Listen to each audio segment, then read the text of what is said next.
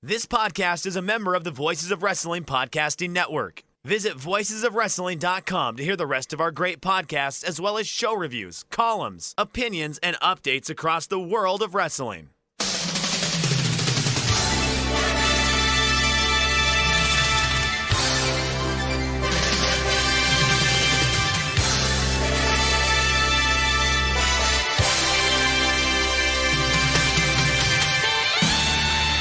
Hello everybody and welcome to the Super J-Cast. I'm Joel Abraham, joined by Damon McDonald.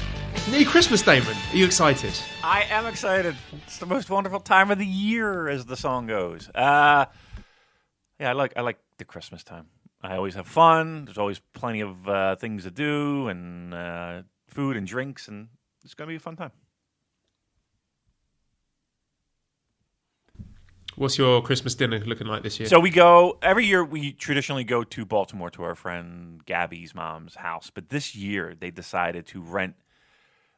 This sounds like really posh, but trust me, I have nothing to do with it. There's this. They rented like this humongous compound. It's like a mansion that they Airbnb'd, and they have it for the week, and it is massive. And it's like super Christmassy. It's just amazing. So they decided to have everybody there. So we're going to travel there. Cheryl leaves in about a couple hours to get on the train to go there. And I will drive up there on tomorrow morning. And yeah, we're going to spend a couple days there. And there's always a feast. They eat at midnight. They eat midnight Christmas Eve. No, like maybe 11 o'clock at night. And then they'll open gifts at midnight. But you drink all day, and you just eat all day, and you have fun. It's just and our good friend from Australia is there, and it's going to be a great time. So yeah, I gotta be honest with you, I'm really looking forward to it. Yeah, my Christmas will be a bit of a strange one this year. I'm going to Beijing tomorrow for the first week of my holidays, so probably won't be doing anything that Christmassy, but I will be eating a lot of tasty food. So maybe instead of the roast turkey, I'll be eating some Beijing roast duck, which very exciting for me. That does sound really fucking good, actually. Now, this is your first time in Beijing? Yep, that's right. Oh my God. What's the thing that... Which is weird, really. I mean, having lived in China for nearly 4 years and haven't got around to go to Beijing and visit the Great Wall and do all that touristy stuff. So, yeah. Dude, I live in the fucking neighborhoods where people haven't even gone into Philadelphia. I swear to God. People haven't gone to New York. So that's not that strange. It's amazing how people are, I don't know. It just doesn't come around. I find it odd, but trust me, that happens all the time. That's not that strange. All right, well, should we just crack straight on with it then? Yeah, a busy one, don't we? Because it's an exciting show for us. It's the biggest fan poll of the year. People are desperate to know our picks. So, Damon, who did you vote for in the New Japan Pro Wrestling bodybuilding competition? I've sent you the link on WhatsApp. Yeah. I want your takes. All right, let's see what we got here.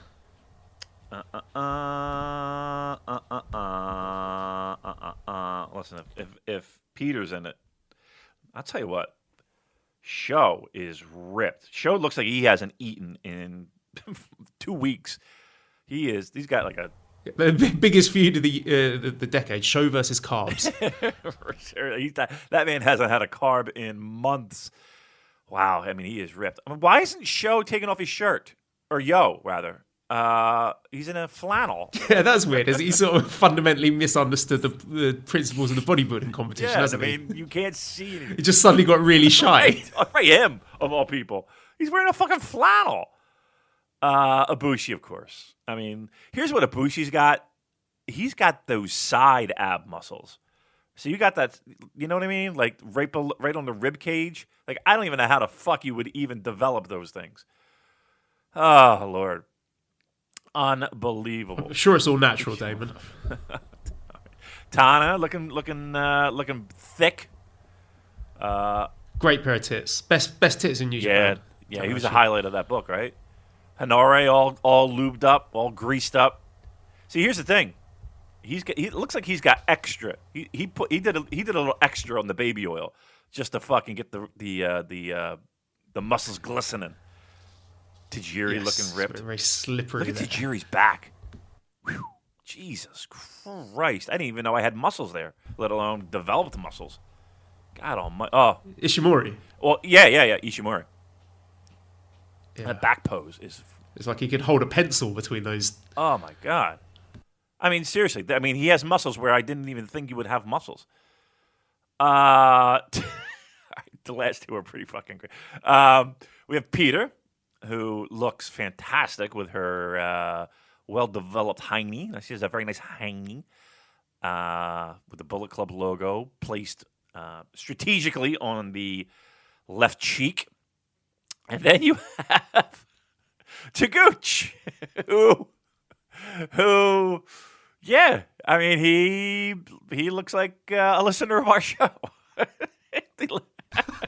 That would be, if I were to guess, I would say that would be it. He's got his underwear. He's got the V-tapers going on. I mean, I would never have they're that. bad V-tapers, though. As long as I live. So. Those are the bad ones. Those are the ones that you don't want, where the gut outlines the lower pelvic area.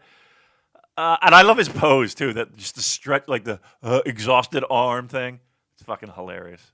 Taguchi, you're a national treasure. But the winner, I would say, I gotta be honest with you, either Ishimori or, Sho. God, Sho gets my vote because he literally looks like he's about to. You see his explode. shoulder? Look at his shoulder. That man's about to pop. You see like the layers of muscle. You know what I mean? Like usually guys are just thick and it's just a round cap. Like on his shoulder, you see the ridges of muscle. It's fucking unbelievable. Yeah, you know what? Pound for pound. I can't get over his back, though. I can't get over Ishimori's back. I feel like we're on fucking Vince McMahon's World Body League or something. Here's Lex Luger. God damn. Let's hang and bang. I'm going Sho. Pound for pound, Sho is... Don't let Vince see this. Yeah, don't let Vince see this. Another way for him to throw his fucking money Otherwise, away. we're going to get some new signees at the Performance Center. Right, with the neon gym. I wonder if that gym is still there. If that's been, the gym I'm talking about at the WWF headquarters in Greenwich, Connecticut. Is it still there? We drive right by it, right on 95. And they had that all the neon in that gym. It was like, the fucking snapshot of late 80s, early 90s. And everybody wearing Zubas. Fucking great. Sho's getting my vote. He is a ripped motherfucker. Right, so it's about a week until our trip to Tokyo. I'll be heading there a little bit earlier than you, and we're very, very excited about all the tasty food we're going to eat. And we've got friends over there who've lined up delicious meals for us. And I'm sure, Damon, the meal that you are looking forward to the most is going to be the trip to the NJPW World Cafe. So I've sent you a link to the menu of this. So you have a look at this menu. Give me your thoughts. Tell me what you're ordering at the New Japan World Cafe. Okay. I will say this. I know just by the tone of your voice that you will not be here. You will not be dining here. This would be... You'd rather go to TGI Fridays, I think, than here by the tone of your voice. All right, I got the menu right here. Okada's got himself... What was that? Some type of rice bowl of some kind? Ibushi, I think it's noodles. Okay, all right. It looks like sort of yellow noodles with some beef, a little poached egg on top. Is the Tanahashi with literally just plain chicken breast and like it is the most bland looking thing I've ever seen in my life? Tanahashi's. Yeah, it doesn't look very appetizing, does it? It looks like boiled chicken. That's what it looks like. Boiled chicken. Ugh. Tanahashi's got a double stack burger going. Double stack burger. What else food wise? What's that? Raw horse meat we got for Ibushi? What we got there? It looks raw, right? I mean, I'm assuming it's I'm going. Is it the horse? We doing horse with Ibushi? I don't know. I don't know what a lot of these things are because the image that they've put on this tweet not very high quality. So without actually going to the website of New Japan World Cafe, which I could do, but I can't really be bothered to do at the I hear moment. And it's more fun to look at these low-res images and try and guess what it is. Right. So it's some kind of sliced beef of some kind. But again, it looks very bland. It doesn't look like half the plate is just like a piece of lettuce. And what is it, 1,300 yen? So what are we talking about? $13 about? I'm gonna do a hard pass on the Abush. I might go Okada. Okada's looks the most appetizing, to be quite frank. I mean, they got some treats here. They do have some. Do you see the what is it, Naito with the eyeballs on the fucking? What is that? Is that his drink or is that like a Jello shot? It does look like a drink. I hadn't noticed that one before. Because there's some funny ones there. There's the Switchblade Jay White drink that's got a little blade in it, a little plastic sword or something. Mm-hmm. I'll tell you what, the Liger one that looks fruity and delicious and colorful, right? And then the Yabushi one. See, I got a rule though, a little personal rule, and this was brought down from the missus. You don't drink anything blue. And you just don't, because there's nothing good that comes from drinking anything blue. So I don't know if I would do the blue drink. Is that Yano's? Is that a Yano drink? Was that a little pineapple in there? Or a brain? Looks like an orange. Or a brain or something. I don't know. Is that a medulla oblongata floating in your drink, sir? Sonata's got a colorful drink as well. I would think the Liger one would be good, but maybe a little bit creamy. I'm not the biggest fan of creamy drinks. I think Yano's probably looks the best to consume on a large scale. And food-wise, I would go with the Okada ramen bowl, it looks like. All right. Oh, you know what? Makabe. Is that Makabe? What's he got there? Get the ice cream and multi-layers, and that looks pretty delicious, actually. A little Sunday treat. Yeah, he's infamous for having quite a sweet tooth, isn't he? Yeah. Makabe, he likes the treats. Yeah, that actually looks pretty good. For $10, looks like you're going to get a good treat there. How about you get the sheet cake? There you go, Joel. We'll have a little party. We'll have a little New Japan sheet cake for $25. All right.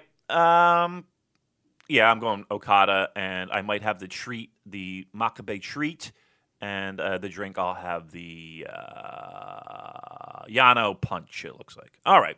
Delicious. I will not be going see there. You there. I will not be going there. You will not see me there. Need someone to help coordinate the appetizers. Yeah, we do. We actually do need that. All right. What else we got? Kazuchika Okada is going to be one of 42 Olympic torchbearers for Aichi Prefecture next year when they have the Olympic torch running. So I don't know if you've seen that, but that's, I think, pretty cool. It's quite a good development for New Japan Pro Wrestling to have reached the mainstream in such a way for Okada to get that sort of recognition and be able to run with that Olympic torch. Doesn't hurt, right? I mean, I'm sure they'll have some type of representative from New Japan World, or not World, well, maybe World, and the website, and it'll get plenty of coverage there, and then hopefully it'll get some coverage from a local news perspective, and hopefully a national news perspective. It's always a good story. They do that, every country when they get the Olympics, they have famous people taking that torch and taking it a couple blocks. So yeah, I think it'd be fun to see him. Let me ask this: shirtless, or will he be wearing a shirt as he runs? I expect him to be fully kitted out. The Yeah. robe, the necklace, everything. Okay. 2 title belts. Ah. No. I'm joking. No, it's a joke. No, he's not going to have 2 title belts. But of course, the obvious problem, Damon, as I jested on Twitter, is that Okada passing the torch. No, not if Gator's got anything to say about it. Yeah. He's going to be holding that thing for the next 10 years. Yeah, that fucking thing. It's going to be a hard. He's going to be. I'm going another mile. You can't. It's the great poet from our town, Mitsuharu, or whoever. No. Give it to Tetsuya. No! No, I'm carrying. I'm doing another mile. Wait, you please let go of the torch. That's good. That's this summer. That's amazing. Because when they announced that they were getting the Olympics, seems like it was forever ago. But wow, we are right here. I bet you that city's geared up too. I wonder what we'll see, if anything, to help us get into that Olympic spirit come the summertime. And I know they're going to announce a shit ton of stuff at the domes, schedules and stuff. And the U.S., we pretty much, we have a handle of that. But I'm sure I'm just curious how they'll handle the Olympics, how that'll disrupt the typical New Japan Pro Wrestling calendar. We already know G1's getting shuffled about. So, just wondering how that'll all fit in. Come dome season, we'll have those announcements, I'm sure. Leah Moss, the question that we're all thinking, considering his prowess with carrying a stick, why wasn't Yoshihashi chosen for the Olympic relay? I think falling. I'm not sure I would trust Yoshihashi running with a live flame, to be honest. Right. Some small town in Japan gets burned to the ground because Yoshihashi dropped a torch into a bale of hay. Local idiot ruins everything. Right, what movie was that? What movie? Come on, I know that. Wasn't that a movie? I think it might have been Simpsons. Yeah. Okay. Local idiot. Yep, that's exactly what we would find. So that's as much as we all love Yoshihashi, I don't know if I think many people turning on their TVs for their local news, finding out who's carrying the torch, it would be answered with a big who? Who is this? In all fairness to Yoshihashi. Let's have a quick chat with Music Damon, because exciting announcement of the release of the New Japan Pro Wrestling Piano Collection. So this will be an arrangement of piano versions of our favourite entrance themes. So we've got the track listing here. We've got piano themes for Tanahashi, Taguchi, Liger, Okada, Goto, Ishii, Naito, Sanada, Hiromu, Suzuki, Taichi, and Ibushi. Now, some of those I can really imagine what they sound like on a nice instrumental, classy piano version. Some of them, though, I'm struggling a bit. I mean, Tomohiro Ishii's theme on a piano. How are you going to get like the dog noises and the sirens on the piano? Yeah, and that's an important. I think you can. I don't think it'd just be piano, right? I mean, I'm sure you can incorporate those sounds, right? Why can't we?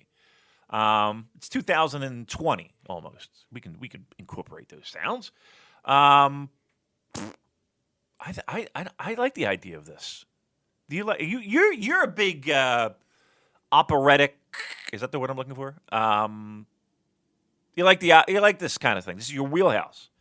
Yeah, I like soundtracks. I like video game music, stuff like that. So yeah, this is in my wheelhouse. So I'll definitely be trying to get my hands on a copy of this for sure. Maybe cheeky little trip appearance on Andrew Rich's Music of the Mat program, if he'll have me. That's what I was going to suggest. You read my mind.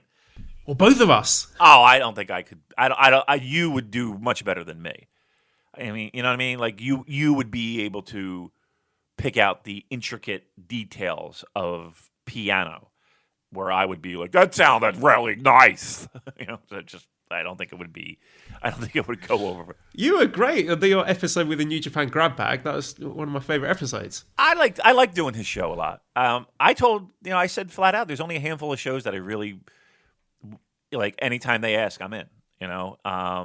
Other times I'll come up with a convenient excuse and be like, because I just don't really want to do it. But yes, I love doing his shows because I think he's funny and I think he has a nice flow and I like the idea of it. And again, music. He is a like a guy like W.H. Park. So W.H. Park, we have very similar musical tastes. So we connect instantly with that, right? But Andrew has such a wide scope and a wide range that he's able to connect with so many other people, and do it well. Like I just find him to be.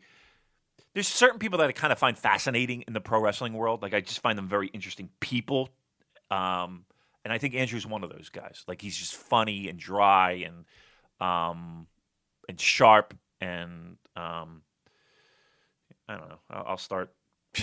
Circle jerking Andrew Rich.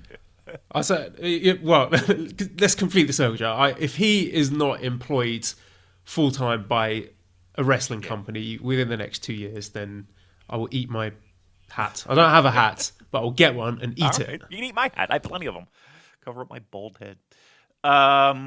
yeah, so Andrew Rich is a great dude, and he should be hired. Absolutely. What are you sending me here now? Oh my God, ticket info. Yes, so that's the next thing I wanted to ask you about, because we have ticket info for the New Japan Pro Wrestling of America, new beginning in USA tour. And tickets are going for prices which, I don't know, to me, Damon, look a bit steep. So ringside A, $200, ringside B, $95, arena A, $75, arena B, $55. These are not cheap. So you'd be expecting pretty good show for that level of money, I say, as the cat just jumps on top of my microphone. That was nice. Yeah, $200 for ringside. That is a significant bump over the usual, I would say, standard at this point. Would you say it's like 100, maybe 100 and change for ringside in the United States? 200 is a little. I mean, how much are we paying for our Wrestle Kingdom tickets? Yeah. It's about that, isn't it? And that's like the biggest show of the year. Yeah. Yeah, and they're not bringing over everyone. You're not getting. And even middle ground, like 75. And here's the thing. These are the flat ticket prices. We have not talked about those lovely Ticketmaster fees or Live Nation fees that love to tack on an extra $20-$30 and a convenience fee and a fucking take it in the butt fee and all of it. Yeah, these if you're buying $200 tickets, $200 tickets, at the end of the day you're buying close to $250 tickets with all that tacked on fees. That is cheapest tickets are $35. Again, you're looking at a 2,000 seater. I will say this. I will say that it might be a little bit of a struggle. All right, let's just go get right the fuck to it. Is this thing selling out? Is Nashville selling out in a day? No, right? It seems all backwards to me, Dave. I know we've talked about it at length before, but announcing this without announcing a card, what other business could do something like this? I know. I mean, look, in sports, you get it all the time. So you buy your tickets in advance for a game, and the star player is injured 2 weeks beforehand, and he's not playing. Okay, that happens, right? But this is a little bit different. Yeah, but I mean, if I buy a ticket to like Everton versus Arsenal, I know I'm going to see Everton against Arsenal. It's not like spend £70 on miscellaneous Premier League fixture and you're turning up hoping for Liverpool against City, and then here you got, I don't know, Bournemouth against Southampton instead. That was a shot. That was a shot right there. I picked up on that. I heard that shot. There's. Oh, come on. Nobody supports Bournemouth. Why would they? What a shit town or a shit club that is. I can't even find any gear to buy, for crying out loud. Nowhere. That's a shoot. I swear to God, I couldn't find anything. I looked. I specifically looked. I couldn't find it anywhere. Not even on the team's website. I didn't want to get here for Christmas. So. Yeah. little digs. Love it. Little inside jokes that no one else gets. Fucking great. That's what our podcast is for, isn't it? Really is. There's not anyone else listening to this, is there? No. I think three or four people. 200 is a pricey ticket. 95 is, again, ringside B. So it's not that you're that. I don't need to go over the fucking prices again. Yes or no, Joel? Does this sell out in a day? I'm going to say no. Me neither. I hope it does. I don't think it will. Will it sell out eventually? Depends on the card. I think if you load that up with some tasty matches, we have a main event with a nice US title defense and a co-main event with a tag title defense, then yeah, I think it could. Mm-hmm. It could. I mean, again, 2,000 is what we're looking at. But it won't. I don't think it will. I think what would be a realistic aim for that? Maybe, 70, 80% full, something like that? Yeah. Would that be considered as the kids like to say, a failure? No, I think this is what New Japan of America are aiming for. They are shooting at venues that are around 2,000, 3,000 seaters, and I would say aiming to get more than half. I think if they get, like I said, about 70% full, I think they'd be happy with that. Really? I think they would want. I mean, listen. I think going into it, their hearts and minds are set on selling every ticket and every seat they can. Right? Because here's the thing: if you're going into this with an idea of 70's good, I don't know if that's the greatest attitude to have. Like you should be going into this with every ticket, every seat.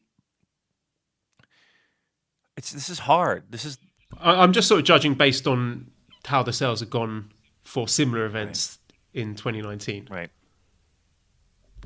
I don't know. I think the public perception of how people get all fucking excited over, buildings selling out in an hour, in a day, in 20 minutes, like that's become the norm for expectations for promotions. Has it not? Like, is that a thing? I mean, WWE doesn't do that at this point. I don't even think they do that for their biggest shows at this point. But is that the expectation? Has a certain bar been raised, Joel, of you're not selling out in a day, or you're not selling out at all, you're not a hot product? I feel that this is a benchmark that has been set by AEW, hasn't it? Because when they have put their big shows on sale, they've sold out really quickly. So that is the standard to beat. But I think New Japan Pro Wrestling of America is not the same as AEW. They have got they're not aiming as high as. Let's just say it. They're not as popular. They don't have a TV deal, and it's okay. They're not. And that's okay, because that is what it is. They're staying in their lane. Exactly. They're in their lane. Is exactly right. All right. I think again, I hope to be dead wrong on this. I hope we get some good news and we find that it has sold the majority of tickets, or it's sold out, or something along those lines would be wonderful news. I think with those ticket prices, and again, the lack of a show, it's going to be a little bit of an uphill climb to reach those standards of instant sellout in a day, or I think at the end of the day it will sell out. I'm going to be optimistic and say that, but yeah, it would be nice to have the good news of boom, tickets gone like that, and great job everybody, and away we go. But again, we're gonna hold off on that right now. We're gonna hold off on celebrating that win right now. Just a couple of little things on Wrestle Kingdom. We got clarification on the Texas Deathmatch rules between Jon Moxley and Lance Archer at the Wrestle Kingdom press conference. So this match will have no disqualifications, no pinfalls, and victory by 10 count KO or submission only. Because I want to know your thoughts on this, because personally I find the last man standing 10 count thing pretty boring, because a lot of the match is just counting. And it's not as dramatic as when you can get a pinfall involved. So, but the fact that there is this submission element to it, maybe they could do something a bit more dramatic with that. But what are your initial thoughts, knowing the rules for this match? See, I like the fact that let me give you an example, and it's on a lower scale of the dramatic element, but it's still there, and I think that they do this tiny little thing better than most companies. Is the 20 count, right? The 18, 19, and every once in a while it'll pay off, and it actually happens. They got counted out. So I think that count element, that 10 count element, can be worked dramatically. I think it absolutely can. I think, unfortunately, the standard bearers that we have when it comes to these type of matches hasn't always been the best, right? Just from what most Western fans have been exposed to. You're right. It winds up just being a lot of counting. And okay, great. Yeah, it's like spot, count, spot, count, spot, count without much connective tissue. Right. Yeah, I would agree 100% with that. But here's the thing. I think the two guys that are involved in that recognize that and understand that and don't want it to be that. So I'm actually expecting some creativity and some different takes on what they can do with a 10 count. And again, I think New Japan does a great job of building that drama leading to something like a 20 count or, again, a 10 count in this case. And I think it'll be fun, and I think it'll be violent, and I think it'll be, you'll have guys doing dangerous shit, the car crash element, I'm sure. So, no, I don't necessarily have a problem with the 10 count. In fact, I think it'll be exciting and a little bit of a different spin and a fresh look than what we normally get with New Japan.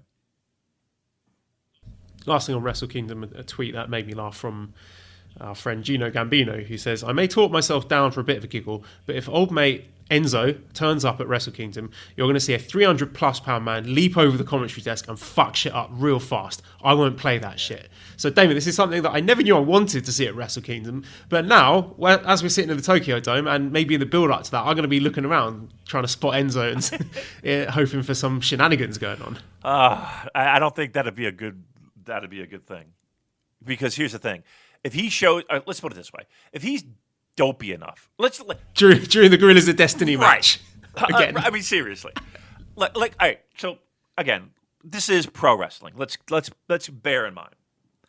So the high percentage of New Japan Pro Wrestling paying for this gentleman's ticket to attend the Tokyo Dome show, to then run in, to do all this, right? We're assuming it's zero. We're assuming pro wrestling angle, and nobody wants that, right? I mean, nobody that we talk to in the company, nobody really wants this. So you're taking that off the table.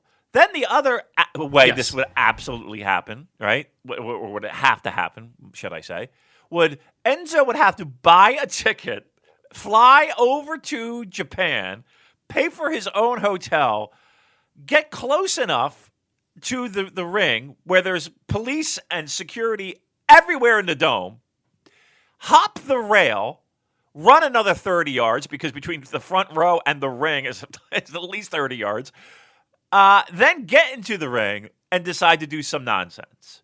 Do you think he is that dumb?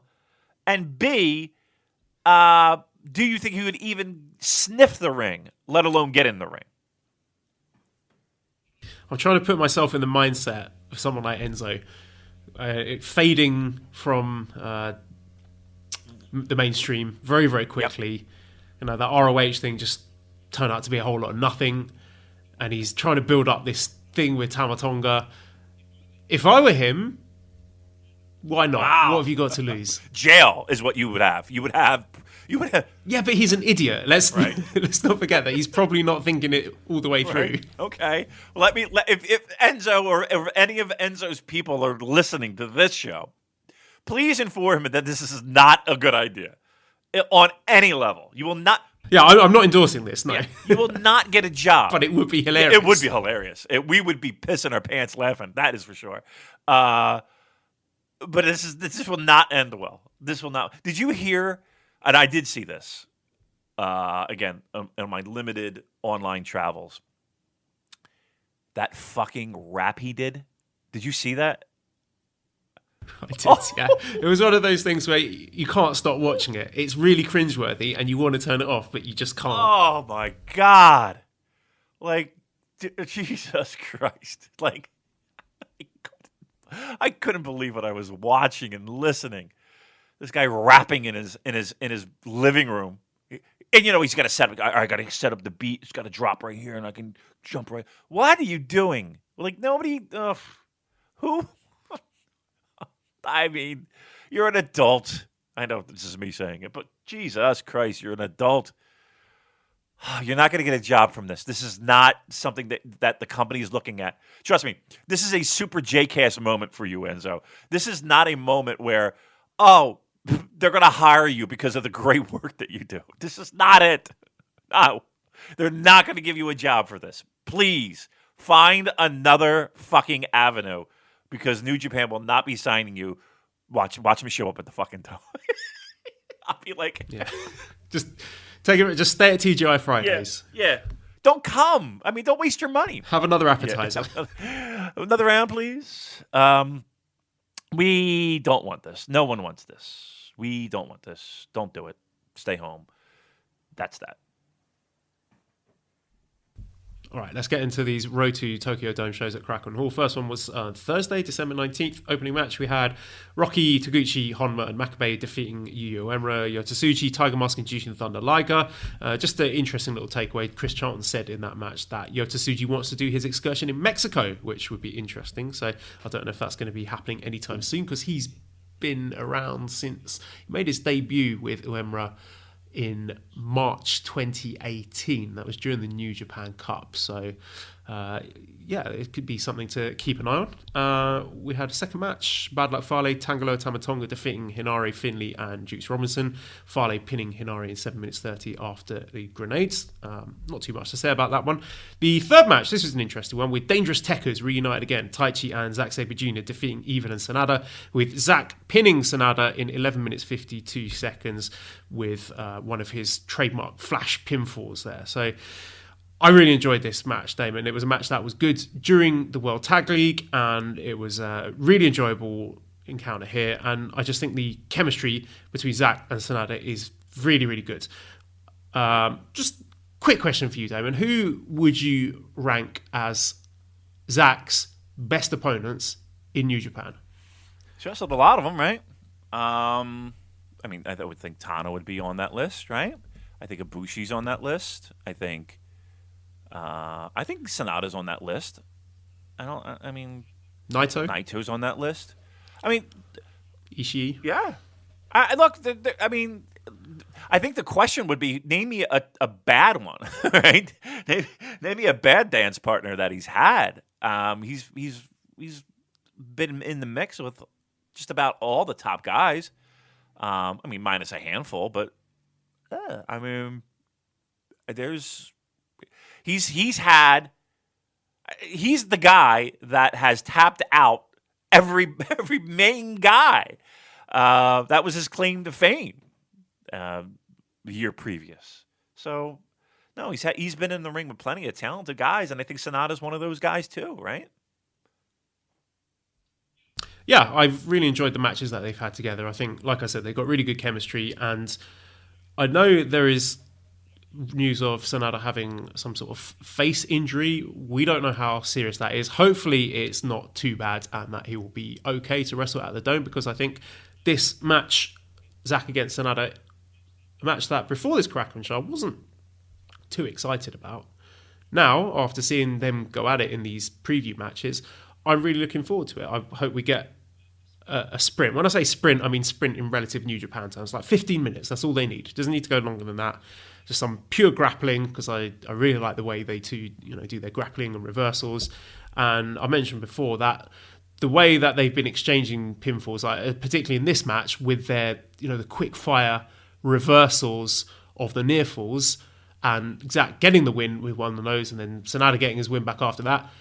The following night builds up drama for when those kind of things happen in the Wrestle Kingdom match, because you think, this is an exchange that led to the end of the match at Kraken Hall, so maybe it's going to end the match here, and it adds a little bit of extra drama to things. Yeah, I know, and Chris Charlton, he had even mentioned that, right? I remember hearing him on commentary, like, don't turn away from the ring during this match, because again, the storyline here and the way that this is built is, these pinfalls can occur just about anywhere at any time, and any reversal and any small package could wind up being the 3 count. So I do like that a lot. I like the way that they structure their matches, Sanada and Zack specifically. I do like the idea of normally Zack is the guy who can get one up on just about anybody else in the promotion when it comes to, and I'm putting in the air quotes, that technical wrestling.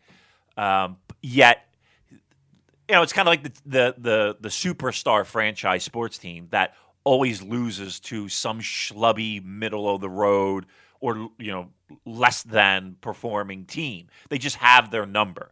And I like that idea that Sanada is kind of that guy for Zach in the sense of, when it comes to a lot of these reversals and a lot of these things that where Zach normally would have the upper hand and a strong advantage, it's just the opposite, right? And for whatever reason, Zach just doesn't have his number. And when he does, he thinks he finally breaks through, right? He thinks he finally has cracked the Sanada code, and then yet, boom, next night he's fucking taking a pinfall, right? So he's back to square one. I like this. I actually like the idea of Sanada being his monkey wrench. I like that a lot.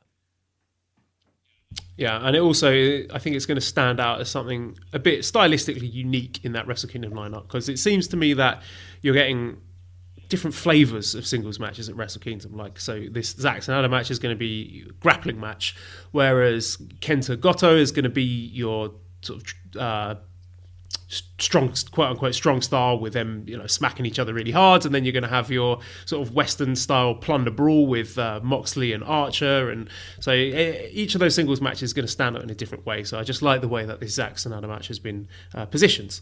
Fourth match we had Shoyo, Ishii, Goto defeating El Phantasmo, Ishimori, Yujiro, and Kenta. Ishii getting the pin over Yujiro in 11 minutes 20 with a vertical drop brainbuster.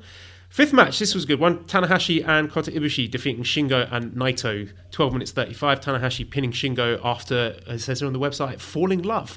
So here we got our first taste of what they did that was really clever in these three Korakuen shows, was pair up the different participants of the double gold dash. So each night you were getting a different pairing. So here in this match we got Ibushi squaring off against Naito, and obviously they've had a lot of history this year, and there's like sort of reckless, dangerous element, unpredictable element of escalation to their matches, which you got a little taste of here, which I found quite exciting. And throw Tanahashi and Shingo in there, these are one of those sort of dark horse tag matches at the end of the year that ends up being really impressive, really exciting on shows like this. Yeah, I mean, I know that we're full steam ahead on building up the double title dash, gold dash, whatever the fuck they're calling it. And again, we're in full mode. But even so, what a highlight. Shingo and Tana, right? And you know what? Every one of those little nuggets of Shingo and, whomever, Okada and Shingo, just having him being... He's got so much left on the table, hasn't he? Oh, my God. I mean, to me... And I've said it before, Shingo checks all the boxes for anyone who loves Japanese pro wrestling, specifically. He's got enough street cred for, the hardcore puro geeks can, find, a lot to love there. For new fans, there's a lot of flash and a lot of things that make you want to watch and make you pop out of your chair. And then for fans of New Japan, it's like, oh my God, this guy's really just getting started in New Japan. The great stuff that he's done as a junior, and then all the other stuff that's still left on the table with him moving up to a heavyweight would be, it's just fucking salivating. He is, and I said it, to me, Ibushi aside, and I still, yes, he signed a long-term deal, and he wasn't really New Japan. We get all that, but to me, Shingo is the most versatile and important signing New Japan Pro Wrestling has in the past three years, maybe even longer. I just think he is an absolute weapon to have when putting on shows and for future title defenses. I just think he's such a valuable piece of this wheel. Love it. Love him. Love it. And he just, every time he's in the ring, it's instant excitement for me. Yeah, and I know a lot of people were disappointed that he's not having a singles match at Wrestle Kingdom, but I would say hold your horses. I'm sure you are going to get plenty of Shingo singles matches in 2020. So I think it's okay not to give all of the best wrestlers a big singles match at Wrestle Kingdom, because I dare say there's going to be something big for him at New Beginning. That will be my prediction. So don't need to worry about Shingo. Also, what I thought was notable was the promos from Naito afterwards, where just the way he was talking about how he is positioned in this double gold dash as being the only person who's got nothing. Ibushi's got the G1 trophy. Jay White's got the IC title, Okada's got the heavyweight title, and he's got nothing, and talking about how the whole double gold thing was his idea and it's his destino, and how he lost the main event before. Just the way he was talking really seemed to position himself to win this whole thing. So again, I'm probably working myself into a shoot there, but I found his backstage comments quite notable there. And then in the sixth match, we had Jay White and Chase Owens defeating Yoshihashi and Kazuchika Okada. Jay White pinning Yoshihashi after 11 minutes 30 with a Blade Runner. So again, we got the pairing here of Jay White and Okada, which we've seen a couple of times already this year. And I think definitely still has some mileage in it, but maybe not within the next 6 months. I'll say, put that one on ice and you can come back to it later, and it can definitely still draw. And the seventh match then, our main event here, was the Hiromu Takahashi comeback. Very notable result here because the team of Robbie Eagles and Will Ospreay defeated Bushi and Hiromu Takahashi. Robbie Eagles pinning Hiromu after 20 minutes 51 with a jackknife hold. And there was some really interesting discussion. Kevin Kelly going at lengths in this main event to point out respectfully that he disagreed with us, and he thought it was a good idea for Hiromu to be coming back early in these Korakuen matches to try and shake off the ring rust and find his feet and see where he stands in this division.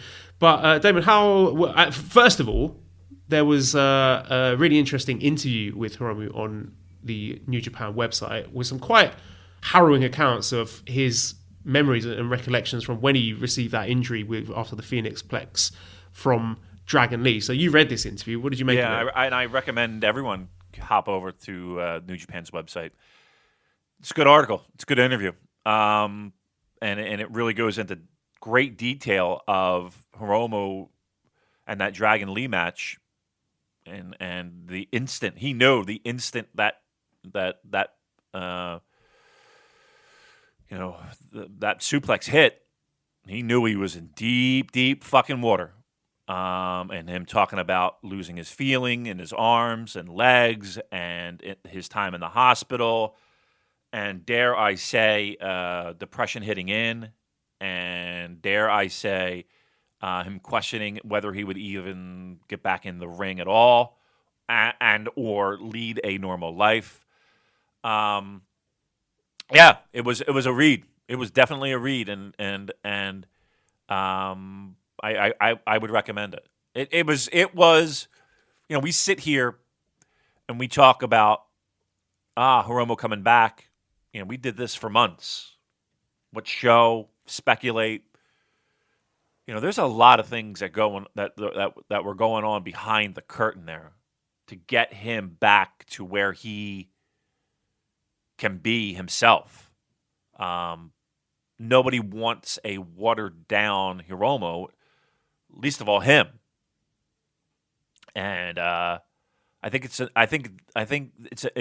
an amazing story of the hard work of and science too to get him back to where he's capable of being Hiromu Takahashi, which is not the easiest thing to do. So again, that interview was unbelievable. Yeah, and here's the thing with the Kevin Kelly. I what's weird is that I had not a million people, but a handful of people, talk about that. How Kevin, thought it was crazy that people I thought it was awesome that he was mentioning us and intertwining it in a wrestling, I don't want to say angle, but like he's talking about Hiromu being capable and needing these matches to get off the ring rust and to beat Will Ospreay. Like he's using our speculation of it would have been a cool moment to have it at the Dome in front of 60 or 50,000 people, being the first one as opposed to 2,200 people. And again, I think you can go either way. But the fact that he incorporated our thing into a wrestling, kind of a wrestling storyline thing, I love it. I thought it was fucking great, and I thought it was creative, and I thought it was, that's a broadcaster right there. That's a broadcaster. So no, I loved it. I didn't think it was like anything bad or anything, and he did it. People need to fucking relax, is what I think. I thought it was awesome. Yeah, and in retrospect, I think he was right, because the way that they're building this story, I think if you have Hiromu making his big comeback at Wrestle Kingdom, that's his first match back, then your brain's sort of going in the fairy tale direction. It's like, oh, well, it's Hiromu's first match back. He's got to win. But now they've built out that doubt in your mind where he looks a clear step behind Will Ospreay. Will Ospreay is a guy who's just decimated the entire junior division. And now you're starting to think, this guy can't even beat Robbie Eagles. How on earth is he going to beat Will Ospreay? So it's added that doubt in your mind about whether or not Hiromu can even hang with a guy like Will Ospreay. And I thought it was really interesting the way that Will Ospreay was leaning into the fact that he is the heel. People love Hiromu and they want him to win. So he was quite happy to, as Chris Charlton said, wear that black hat and play the bad guy and say to Hiromu, you're not ready for me. I'm Will Ospreay. I'm the king of this division. You can't just come back from here after a year and a half on the shelf and expect to beat me. Yeah. I thought that was really smart. I do too. You know what? And in hindsight, yes, I see this, and the fact that they're going in that direction, it does make sense. And here's the thing that New Japan does, and that I love them for, that I want to put my arms around them and give them the biggest, wettest kiss I could possibly do, is the fact that it's not always about you feeling good and you getting your moment. It's about the logic involved in the storyline and the progression of getting us from point A and point B. We are not going to divert. We are not going to change course. We are not going to... And again, the argument is, well, it's pro wrestling. Just fucking do it. I mean, what the fuck? Nope, we're not doing it. We have a path. We are laser focused on this. And the logic involved. You know what? Hiromu coming back on his first night and him eating a pinfall to Robbie Eagles, who's been in the ring the entire calendar year, who has performed, with at a top flight tag team with Will Ospreay. The fact that, not only are you're just hopping in the ring for the first time in months. Yeah, you're going to get beat by Robbie Eagles because Robbie Eagles has been putting in the time and the work, let alone Will Ospreay, right? So yeah, there is that feeling of doubt where, in pro wrestling, it would be great to have the great entrance and him and the crowd going crazy and him fighting back and winning the title and blah, blah, blah. And that still might happen. But now at least there is this feeling of, okay, this makes a little bit more sense of, is this guy really ready to be back? And again, air quote, pro wrestling term, and we're shutting off the, okay, we know what we're doing, we're the smart, we're being, literal fans, and is there, is he back too soon? All that stuff, that's good. That I think that might actually be the better way to go. So yeah, hats off. And you know what? And here's the thing too, Joel. You saw that throughout the entire show, right? You saw that logic outweigh feel good, right? And you have to respect the promotion that has the fucking balls to do that. It would be very easy to have everyone have the feel good, and the endorphins and blah, blah, blah, blah, blah. It's very easy to do that. But to have the balls to say, no, on these shows, our goal is to fucking sell the big show right across the way in a couple days. That's a lot of cowards in pro wrestling would have gone the easy route and the feel-good route. They didn't. In any situation, they didn't do that. And weirdly enough, I'm fucking okay with it because they had the balls to do it. How do you think Hiromu looked in ring? Did you notice any sort of stylistic differences? Because he does seem to be physically larger than he was before, like a little bit more muscular. Did you notice that his style reflected that, or do you think it just looked like the Hiromu that we knew and loved before? I think he put on a little bit more size, and I think that's a good thing, right? Again, a little bit more muscle to help protect himself. I don't think it's a bad thing. I don't think it took away any of his athleticism, his speed, the first 10 seconds. He opens up and boom, they're firing off forearms, and then it's bing, bang, boom, bing, bang, bing, up, flip, up, and, they're all over the place. And in 10 seconds, it felt like he didn't miss a beat. To me, right? He's doing shit on the apron. For his first match back, I really didn't see a noticeable. He's not. It wasn't like it was Honma back in the ring. This was he felt like, maybe a little ring rust, but overall, I thought he was back and ready to fucking go. And once he gets his wind and just kind of gets back into the swing of things, I'm telling you flat out, I'm looking forward to that Tokyo Dome match. One of the top, at least, that I'm looking forward to. I think that match is going to fucking roll. And I'm sure you caught the little video package beforehand. Great. Loose Explosion Fart Cloud says, is there any way that the Hiromu return video could have been hornier but still not totally R-rated? Because you definitely got a nice view of his buttocks sliding around naked in the bath, which I wasn't expecting, to be honest. That one caught me off guard. Boner? No? First of all, Harold May in the shower, and now this. Yeah, that's right. Look, I loved it. I thought that little video package was fantastic.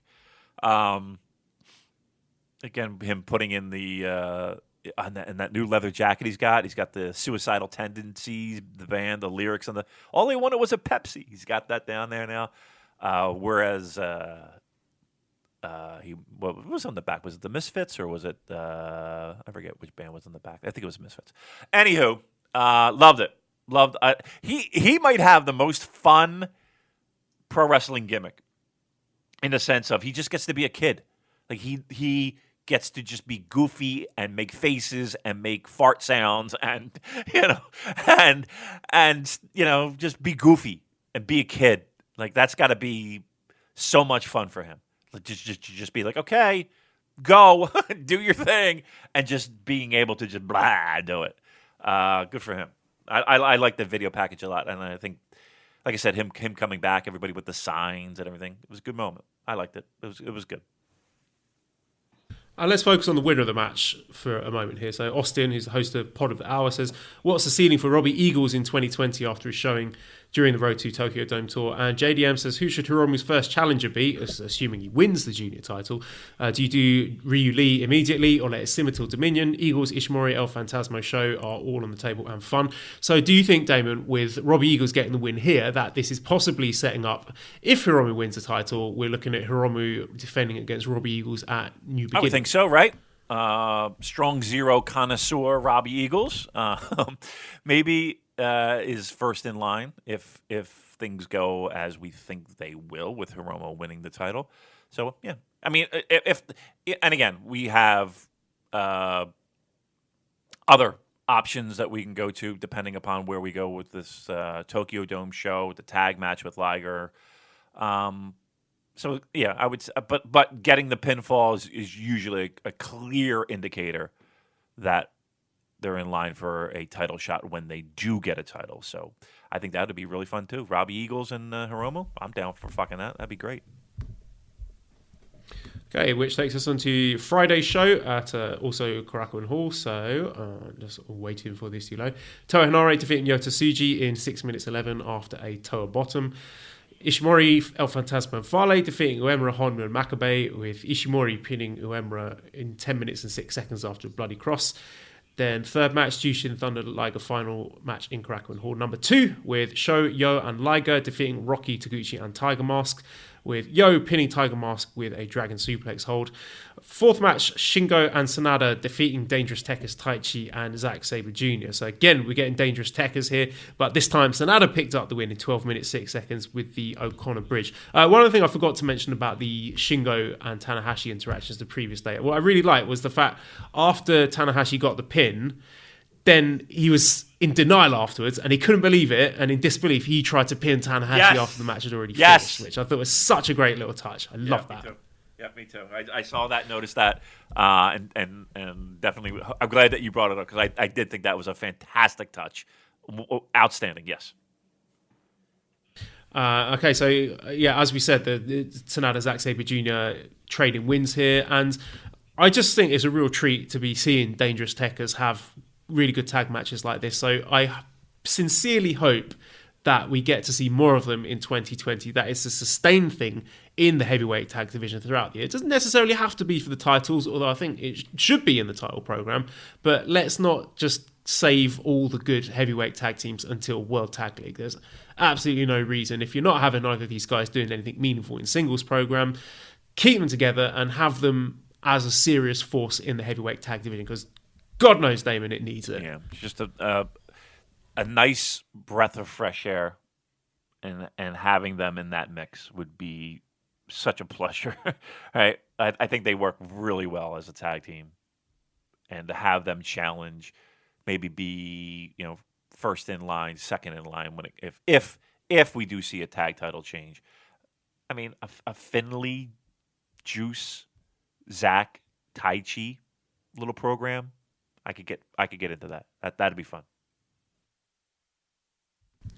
Fifth match, we had Finley, Juice, Ishii, Goto defeating Guerrillas of Destiny, Yujiro and Kenta. Goto pinning Yujiro after a GTR. Then we had Tanahashi and Ibushi defeating Chase Owens and Jay White. Tanahashi getting the pin over Chase in 11 minutes 55 with the high fly flow.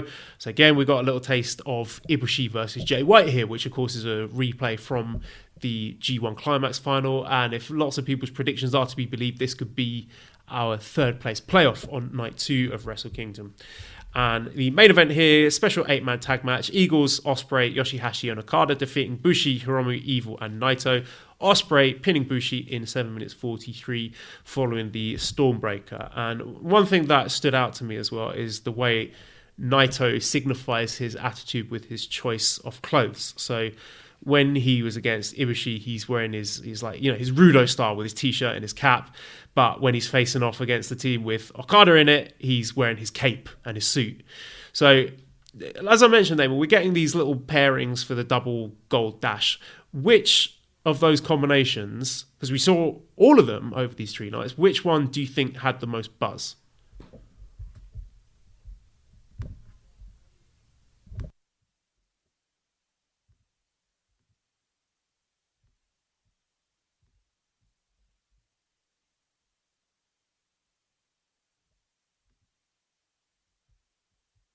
Oh my God, I was on mute for a while there, Joe. I was on mute talking about how I thought Tanahashi and Okada, or not Tanahashi, Okada and Naito might be my choice there. But then I was talking about how I didn't want to tip my cards and talk about how at the end of the final night, you had a really better indicator of what people seem to be excited about. I don't know if Ibushi and White might be the lowest one from a crowd perspective that I heard. To me, it felt like Naito and Okada had a little bit more noise going on than just about any other combination.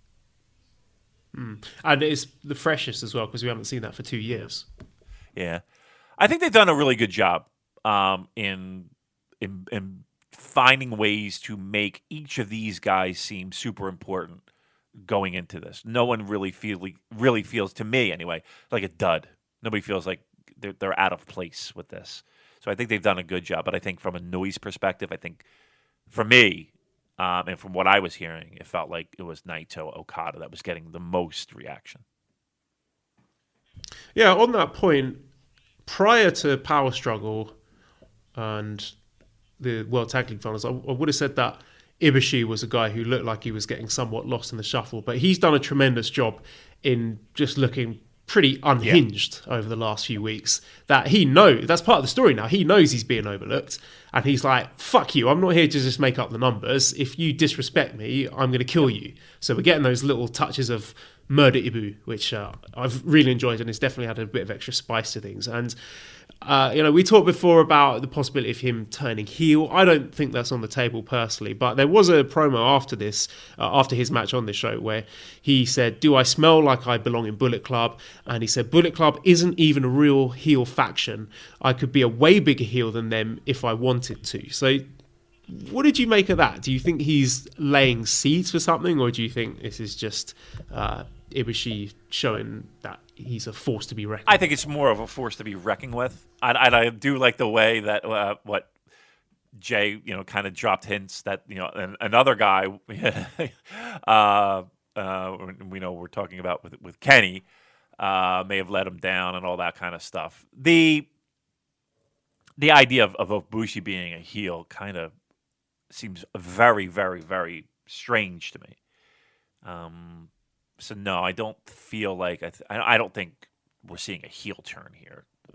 But I do like unhinged Ibushi, chucking briefcases at people's heads, snapping at a moment's notice. And yeah, I like the fact that it is. I have this briefcase. I've earned this by winning the G1. But also, if you're taking me lightly because I'm not wearing any gold, you're making a fatal mistake because I'm going to knock you upside the fucking head with this briefcase.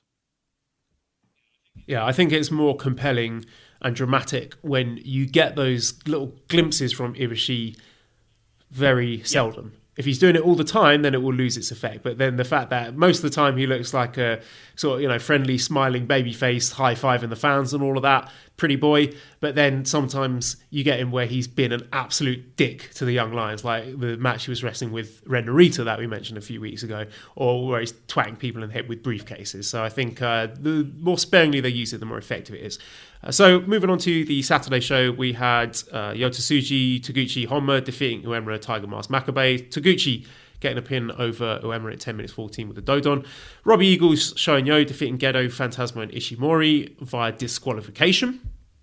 Third match, now here's an interesting one. This was supposed to be a tag match, but because of Sonada's alleged injury, we had Bushi taking on ZSJ in a singles match, which Bushi won 5 minutes 11 seconds with the Bushi roll. What did you make of this? I was stunned. And needless to say, it did fuel fire to the idea that Sanada might be hurt and might not be able to perform. You, Joel, I did see, asked specifically, and we have not heard anything when it comes to Sanada. But the idea that Bushi gets a quick pin on Zack seemed completely out of left field. I mean, we're not fucking doing Bushi Zack, are we? Are we, Joel? No, I didn't take it like that. I saw it more like the story being Sanada has got into Zack's head so much that it's telling the story that if Zack takes his eye off the ball and gets complacent, then he can easily get pinned, as he did by Bushi. Because Bushi's got previous for pinning heavyweights. He pinned Fale, I think it was last year, if I remember correctly. So it's not completely unheard of. But and the fact that Zack was ranting and raving about Sanada, where are you? You're not really hurt. You're just taking the day off in all the backstage and the promos and stuff, made me think, I don't believe that it's, Sanada's hurt and we need to slide Bushi into this singles match. I mean, it could be, but I'll be surprised if it is the case, because I think if they were looking at the real possibility of Sanada being hurt, then surely you slide Evil in that position. That would seem like a no-brainer to me, or even Shingo, because they don't have anything. You switch things up. Bushi wouldn't be the guy picked for that. So I think it was just trying to tell the story that Zack is sort of starting to lose his mind a bit. Right. Okay. Yeah, we're on the same page there then, because and even like you said with the post-match stuff, if it were Bushi, the focus of those interviews and those comments and his breakdown would be, fuck you, Bushi, I'm pinning you. Fuck, it would be more, let's focus our attention on Bushi as opposed to, Sanada, you motherfucker, you're not really hurt, blah, blah, blah. Sanada was still the focus, right? So again, fingers crossed that, and again, we had not heard anything saying that he was in, out, hurt, unable to perform, anything like that. So we'll see. We'll if we do hear anything, obviously we'll let you guys know. But it's I think it's still on with Sonata and Zach. Yeah, and for what it's worth, Bushi in his post-match promo was very brief. He didn't say anything like that, oh, I've pinned you, now I'm entitled to a shot at the British title, or anything like that. He didn't mention anything about taking Sonata's place. It was very much, I pinned you, en serio, Magi Day, bye. It was very, very brief. So, I mean, obviously it's still early days, so, that's not a reason to completely dismiss that as a possibility, but just thought it was worth mentioning. Michael CC says, how much do you think Zach's hilarious angry outbursts when losing have played into his frankly terrible win-loss record this year? So do you think Zach's sort of comedic ability is leading to him losing more matches than he otherwise would? Possibly. I mean, I just think it's a nice reaction for him post-match. It's just that's this thing. When he loses his mind. So no, I don't know necessarily if it's like a mental breakdown angle where his more losses lead to more of him, snapping more and more and losing his cool and composure. So I just think it would be, truth be told, it's kind of hard to replicate, his 2008 where he was tapping out every fucking top star, at a 18, it's 2018, yeah. It's hard to replicate that. It's because at a certain point you better be winning some intercontinental or some heavyweight titles, and if he's not your guy to do that, then he's he can't win the big one. Is that what we're talking about? So I think there had to be some decline in his win-loss record this year. Fifth match, we had a really, really good tag match with Ishii and Ospreay defeating Evil and Hiromu. 30 minutes 24, Ishii pinning Evil after a vertical drop brainbuster. So we're all hoping, Damon, when we're looking at these cards, that one of these tag matches would be the one that jumps out and kind of makes a late push to be included in the match of the year talk. I don't think this one was quite at that level. I don't think it was on the level of the Golden Lovers versus Ospreay Tanahashi match of last year, but this was still a damn good match. Yeah, it was one of my favorites, pure in-ring for the entire weekend, or the entire 3 shows. Awesome. I mean, the guy's in the fucking ring. How could it not be? But they gave him a lot of time too. At that one, when you just read off that, it didn't feel like it was. What did you say? 30 minutes? It didn't feel 30 minutes, man. That's for sure. The guys in the no, sorry, it was 13. 13? I was about to say 30 minutes. I was like, what? Oh, that was a quick 13 minutes. Okay, that makes much more sense. Thank fucking God. I'd be like, where did I miss? I was like, this might be the greatest pro wrestling match of all time. 30 minutes. Good, 13 minutes. Well, look, great talent in the ring. Maybe my favorite match of the entire weekend. So, I mean, I don't know how much more I could put over this match over just about all the other ones. I thought it was a great weekend, period, and to have this one be near the top of my list says something. Sixth match, we had Shingo and Naito defeating Chase Owens and Jay White, with Shingo pinning Jay White in 60 minutes 12 after Last of the Dragon. And it was a nice little sort of under-story here, a B-level story about Shingo and Chase Owens having the most pinfalls in New Japan this year, and that being like a almost little sort of playoff between first and second there, which I enjoyed. And then the main event, Jushin and Thunder Liger final match in Korakuen Hall 3. Rocky, Yoshihashi, Okada defeating the team of Liger, Tanahashi and Ibushi. Okada pinning Jushin and Thunder Liger in 14 minutes 52 with the Rainmaker. So we did not get our fairy tale moment that we so hoped for, Damon. We had Liger eating the pin, as I think maybe deep down we kind of knew that was going to happen. And it's just classic Liger, isn't it? That he doesn't want to take centre stage, and that the double gold dash story of these 4 guys fighting over the 2 top belts takes centre stage over what is I would say, a pretty emotional moment of Liger having his last match at Korakuen, and he even came out with his black CTU gear to commemorate the event. So first of all, what do you think of the result?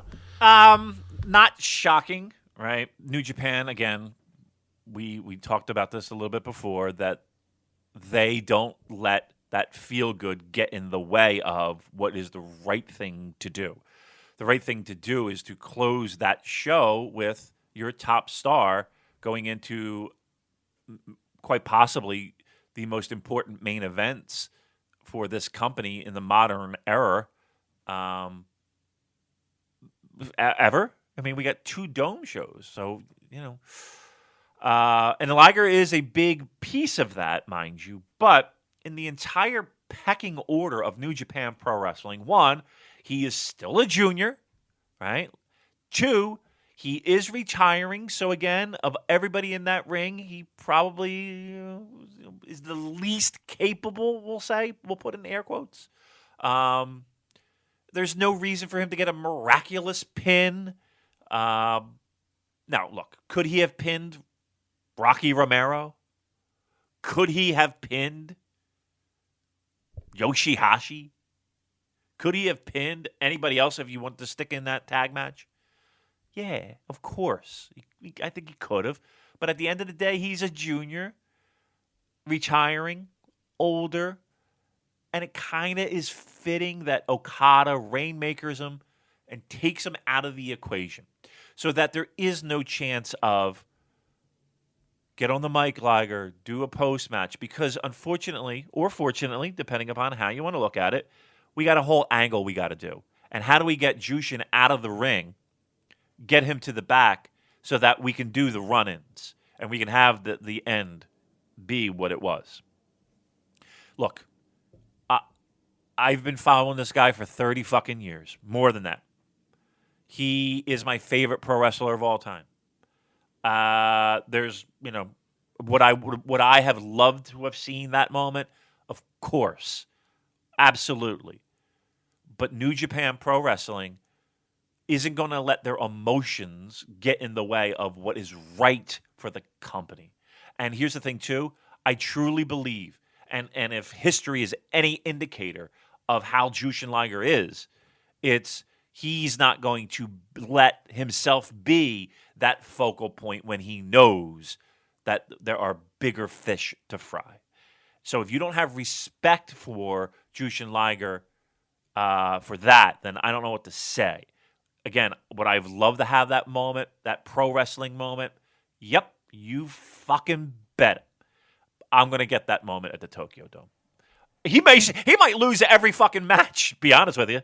I truly expect him to take the fall in that tag match at the Dome. The second one with Dragon Lee and Hiromu. I keep calling him Dragon Lee, and it's going to be hard for me to stop. I expect him to take the pinfall. I really do, because that's just the cloth that he's cut from. It was a good moment. It meant a lot to me as a fan, watching these last 3 shows. I did appreciate the black CTU version, Liger. It's one of my favorites. I can't believe it's over. I truly can't believe it's over. I can't believe there's 2 more. It's going to be weird not having him part of my pro wrestling life. It will be weird. But here we are. These are the days. So strap in, kids. It's going to be fun. Probably a little bit emotional. We'll probably have a little bit of emotion at the Tokyo Dome. But I think they did. I'm okay with the decisions New Japan made to be laser focused on this main event for 2 nights at the Tokyo Dome. Yeah, on that topic, Suit Williams writes in and says, how hard would you have popped if Liger made the save for Okada and took out Jay White at the end of day 3? Again, I don't think that would have felt right to me because Jay White is one of your top guys. He's a guy that you want to feel is a huge threat going into this double gold dash. So I think it was fitting that the focus was on these 4 superstars who are gunning for the 2 titles, even if maybe sentimentally we might have wanted a bit more from Liger. But yeah, definitely think they made the right call. Here's an interesting thing for you, Damon. They ran a poll. So New Japan had a Liger best match poll. And here are the results. In 3rd place was Liger versus Great Muta in October 20th, 1996. 2nd place versus Shinya Hashimoto from February 24th, 1994. And in first place, what people voted as the best Liger match, Jushin Thunder Liger versus Minoru Suzuki, October 14th, 2019 at King of Pro Wrestling. Wow. Nothing with Benoit. Nothing with Sasuke. Nothing with Hayabusa. Not really. Okay. El Samurai, nope. Sano, nope. All of them are heavyweights. Short that one down to recency bias? I mean, to a certain degree, but all of them are heavyweights too. Right? I mean, the match where Liger challenges for the IWGP Heavyweight Championship against Shinya Hashimoto. I'm assuming it's the brawl with Muta, the Kishin Liger. And then, the Suzuki one. I will say this. In 2019, Suzuki Liger might be my favorite feud. It really might be my favorite feud of the entire year, of any pro wrestling. I really thoroughly enjoyed that. And again, it might be Liger bias, but I really enjoyed every minute of that feud. I did, and I thought it was one of the best of 2019. And that's saying something for two guys in their 50s doing that. A question from Luis. He says, on the last show of the year for New Japan, do you guys feel some of the wrestlers really wanted to put on a great show? I got really into the show Yo and Eagles versus El Fantasma, Ishimori and Gedo match. So did anyone or anything else stand out to you, Damon, from these 3 nights? I mean, I think everybody wanted to. I thought the presentation overall of these 3 shows were really great. I like how they all intertwined with each other almost seamlessly. I like the specialness, again, of Liger's last matches not overshadowing everything. Again, 2 of these matches, first matches, second matches, third, they're not high on the show. I think I think they've done a really good job with White and Okada and Naito and Jay White. I think I like the fact that Hiromu doesn't just come in and is Superman and there is shadow of doubt and logical booking. I really enjoyed these 3 shows. They were easy to watch. Nothing was super long, but most of them clocked in at about 2 hours, maybe a little bit over. I thought it was really good. To me, these 3 shows were some of the most enjoyable pro wrestling that I've watched all year. I really did enjoy, and I thought everybody had their working shoes on. Again, we're not talking, G1, mind you, but for a block of shows at Korakuen, these might be some of my favorite of the year. So let's move on to the main event of today's show, which is our Super J Cast Year-End Awards 2019. How do we want to do this, Damon? Would you like me to just give you the link so you can see the results as well and we go through them together? Would you like me to reveal the winners to you, topic category by category? How do you want to do this? Yeah, let's do this. Let's do category by category. Work your way up from 3, 2, and 1, right? So 3rd place winner, 2nd place winner, 1st place winner. Be dramatic when you read them off, too. And we'll comment on each category. How about we do that?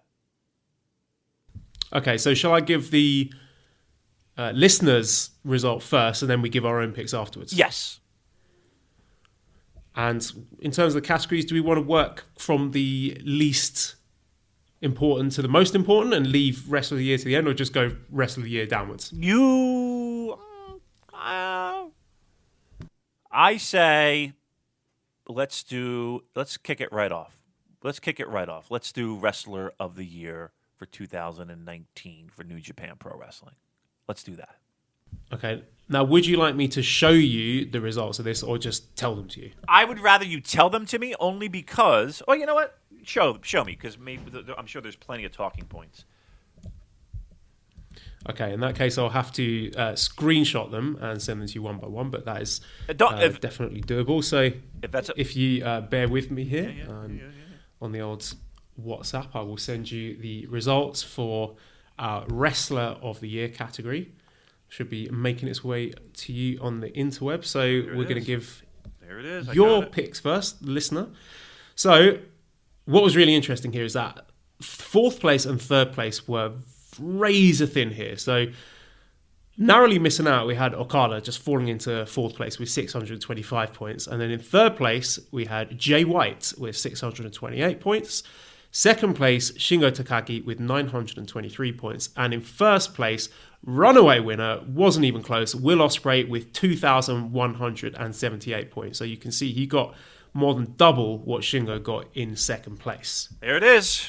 That's a pretty great job by Will Ospreay.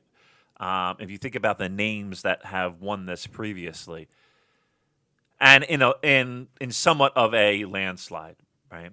I went, and I know it's these middle ground. I'll tell you what. I'll give you them all in order, as was voted by our listeners. 66 votes went to Hiroshi Tanahashi. 186 points went to Tetsuya Naito. 241 went to Ishii. 608 went to Kota Ibushi.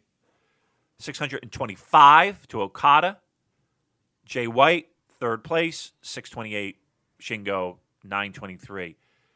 Will, 2,178. Look at the people down the bottom of that pile, Joel. Does that surprise you in any way? I was surprised Naito came in that low, which is kind of tipping my hand to some of my own picks. But no, not really. This is pretty much what I expected. I mean, I'm not going to take a victory lap here, but I did say back in the summer when we had the show we did after the Best of the Super Juniors final that I thought Will Ospreay was head and shoulders above the rest, and at least our listeners or the people who voted in this poll have borne me out on that, because this is just absolutely run away with it. And you might not like him, you might have preferred someone else this year, but if you are one of those people, you're in the minority, because most of the people who voted for this at least are well on board the Will Ospreay bandwagon. Yep, absolutely. I think that speaks volumes, right? I mean, there are people out there that just hand wave Will Ospreay.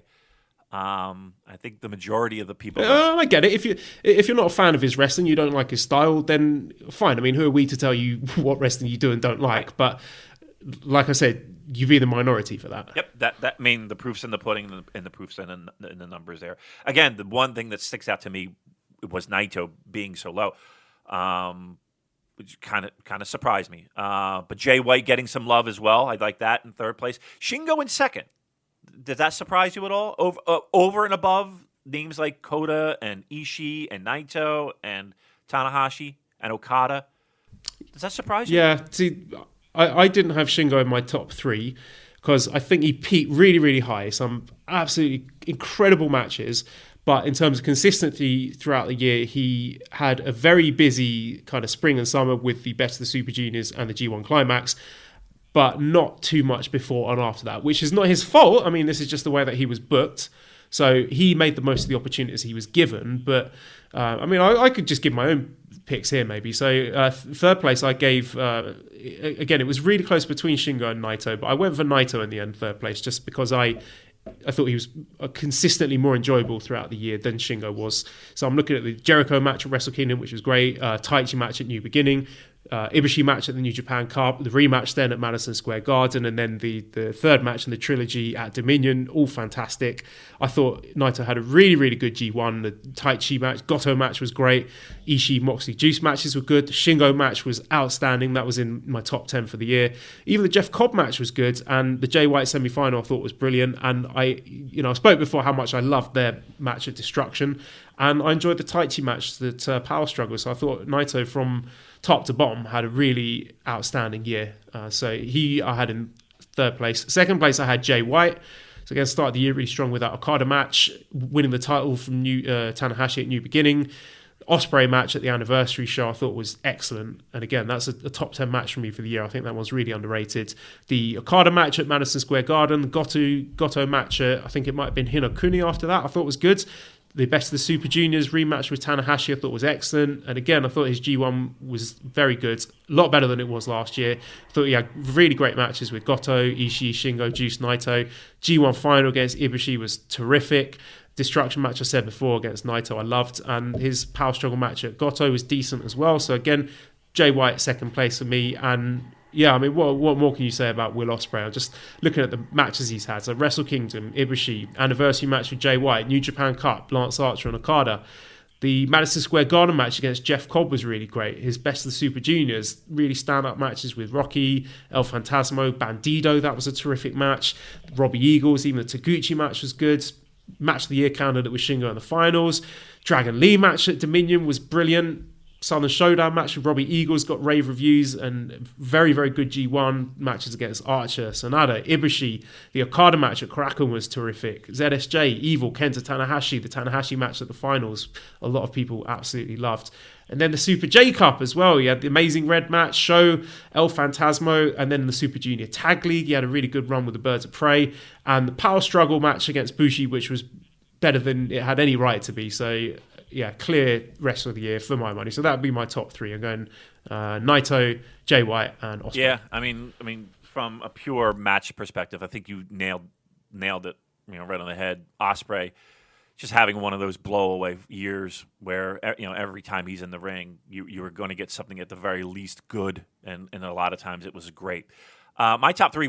I mean, sorry to interrupt, Dane, but it's right up there, isn't it? I mean, I haven't been watching as long as you, but I know a lot of people have said that they think this calendar year, this output from Ospreay is an all-timer. Would you agree with that? It's up there. It's got to be up there, right? Just the consistency of the high performance, right? It's one thing to have a great match in January and a great match in February, and maybe having a great match in April, and then maybe one. This guy, he's having multiple great matches a month. So it's just again the amount of great matches, and again when you look at our match of the year poll, I think that speaks volumes to that. Where it seems like every third one you're looking at Will Ospreay's name in there. So Will got my number one pick as Wrestler of the Year for 2019. My second pick actually fell right in line with you, Joel. I went with Jay White. I don't think that there was any way that you could hand wave the year that he's had. The guy won the fucking IWGP Heavyweight title. Whether you like it or don't like it, that is significant. And whether it was for a cup of coffee, whether it was just to get it back onto Okada, he still had it. And you cannot hand wave that. And then being in the mix with the Intercontinental, being in the mix at the end of the year. He's one of four guys in the mix. You can't hand wave it. I thought his matches were good. I don't know if I would go so far as to say any one of them were great, minus that G1 final, right? That one hands above most of them. But I just think you can't deny the guy of what he's been able to accomplish in such a short time. Pretty amazing, actually. And then third, I went with Okada, who I feel like might have flown under a lot of people's radar this year with how many great matches he's actually had. It's amazing the bottom four, the talent on the bottom four is still the thing that's blowing me away. With Ibushi and Ishii, and Naito and Tanahashi. I mean, when those are the four guys down the bottom of the voting, what a fucking year these guys must have had. So, I went Ospreay, I went White, I went Okada as my picks for Wrestler of the Year for 2009. But congratulations to Will Ospreay.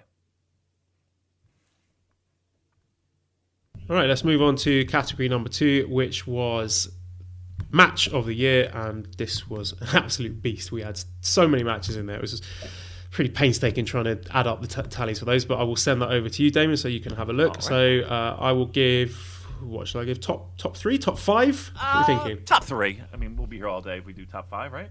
Yeah. I've got a flight to catch tomorrow. Right. Okay, so we have in third place with 430 points, Ibushi versus White in the G1 finals. Second place, Tanahashi versus Omega at Wrestle Kingdom 13. And in first place, again, just absolutely running away with it with 1,849 points, was Takagi versus Ospreay in the Best of the Super Juniors final, which had nearly 4 times as many points as the Tanahashi Omega match in second. I mean, what a match that was, right? I mean, I don't think anybody's complaining that that's going to be a top of the list. And again, the votes kind of speak to that. I think a lot of matches were represented, right? I mean, we've had matches that spanned the entire landscape of New Japan Pro Wrestling in 2019. I mean, Rocky Romero and Phantasmo from Night 9 from Best of the Super Junior got votes. And that's not to say that it shouldn't. It was a fucking fine match to me. Suzuki Liger, King of Pro Wrestling, got votes. White and Ospreay got votes from the anniversary show. Liger and Ishimori from the anniversary show got votes. So we ran the entire spectrum. People got their say when it came to these matches. It's pretty amazing that by and large, the majority of people had to have Shingo and Ospreay Best of the Super Junior finals as a part. At least, maybe that wasn't number one, but it was in their mix. It was in the top 3. So I think this list really represents the year that New Japan Pro Wrestling had in a positive way. Again, Ospreay, Shingo, Best of the Super Juniors finals, blow-away winner. Tanahashi Omega in second. That kind of does surprise me a little bit. It was about 60 votes that separated Tanahashi Omega, Wrestle Kingdom 13 from Ibushi White G1 finals. Right after that, if people are curious, so in fourth place was Shingo and Ishii from G1 Night 16. And then right after that was Okada Ospreay, G1 Night 7. I thought that would be higher, to be honest. I thought that that Okada Ospreay match would have been higher. For me, my picks, just to let the cat out of the bag, I went with Shingo and Ospreay finals as my match of the year. My second was Okada Ospreay. And my third was Shingo and Ishii from G1. So this was a G1, not G1, Best of the Super Junior finals, and then G1 sweep. So Best of the Super Juniors finals, winning it, then 2 G1 matches right after that. Yeah, you know me, David, I'm a sucker for a big stage. So my match of the year was Tanahashi versus Omega because I just loved the story. It was just like watching a movie where you had the whole thing building up with the, Elite and Kenny just fucking about and being annoying, and then Tanahashi being the guy to finally vanquish the Elite menace. It all fell into place for me, and it was a terrific match. And just the storytelling in that, with Tanahashi sort of going to the dark side and flinging himself to try and put Omega through a table, and then missing and sending himself through the table, and really satisfying finish. It was just very cinematic to me. Second, I had Takagi versus Ospreay for all the reasons you've mentioned, and third, I went Ibushi versus White. It was just your classic good versus evil, good guy versus bad guy main event. Even the interference worked for me. I thought it was an appropriate time to do it, and the visual of Jay White just strutting down to the ring at the beginning with the newly turned Kenta and all his Bullet Club goons it's just going to live long in the memory. So I just really, really enjoyed that match. So yeah, chalk picks there for the top 3 matches of the year. But what can I say? I just enjoy those big stage, big show moments. Let's move on to the next category then, which was show of the year. So I shall send that over to you. It's a bit of a strange one, this, because, I'll just read out what the top 3 are. So third place, we had the G1 finals. Second place, Best of the Super Juniors finals. And first place, Wrestle Kingdom 13. So, Wrestle Kingdom 13, pretty clear winner.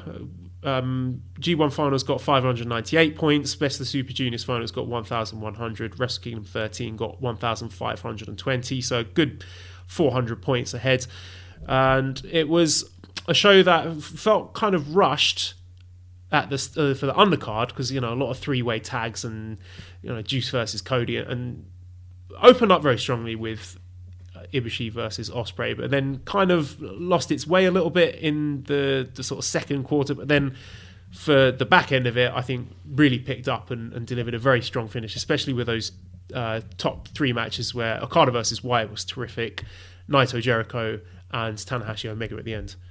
Yeah, I think a lot of times Wrestle Kingdom, look, it's their biggest show of the year, so it's going to get plenty of votes. And I think that there, maybe even for our audience, that's a show that gets a lot of eyeballs that maybe don't get a lot of eyeballs, like a Royal Quest or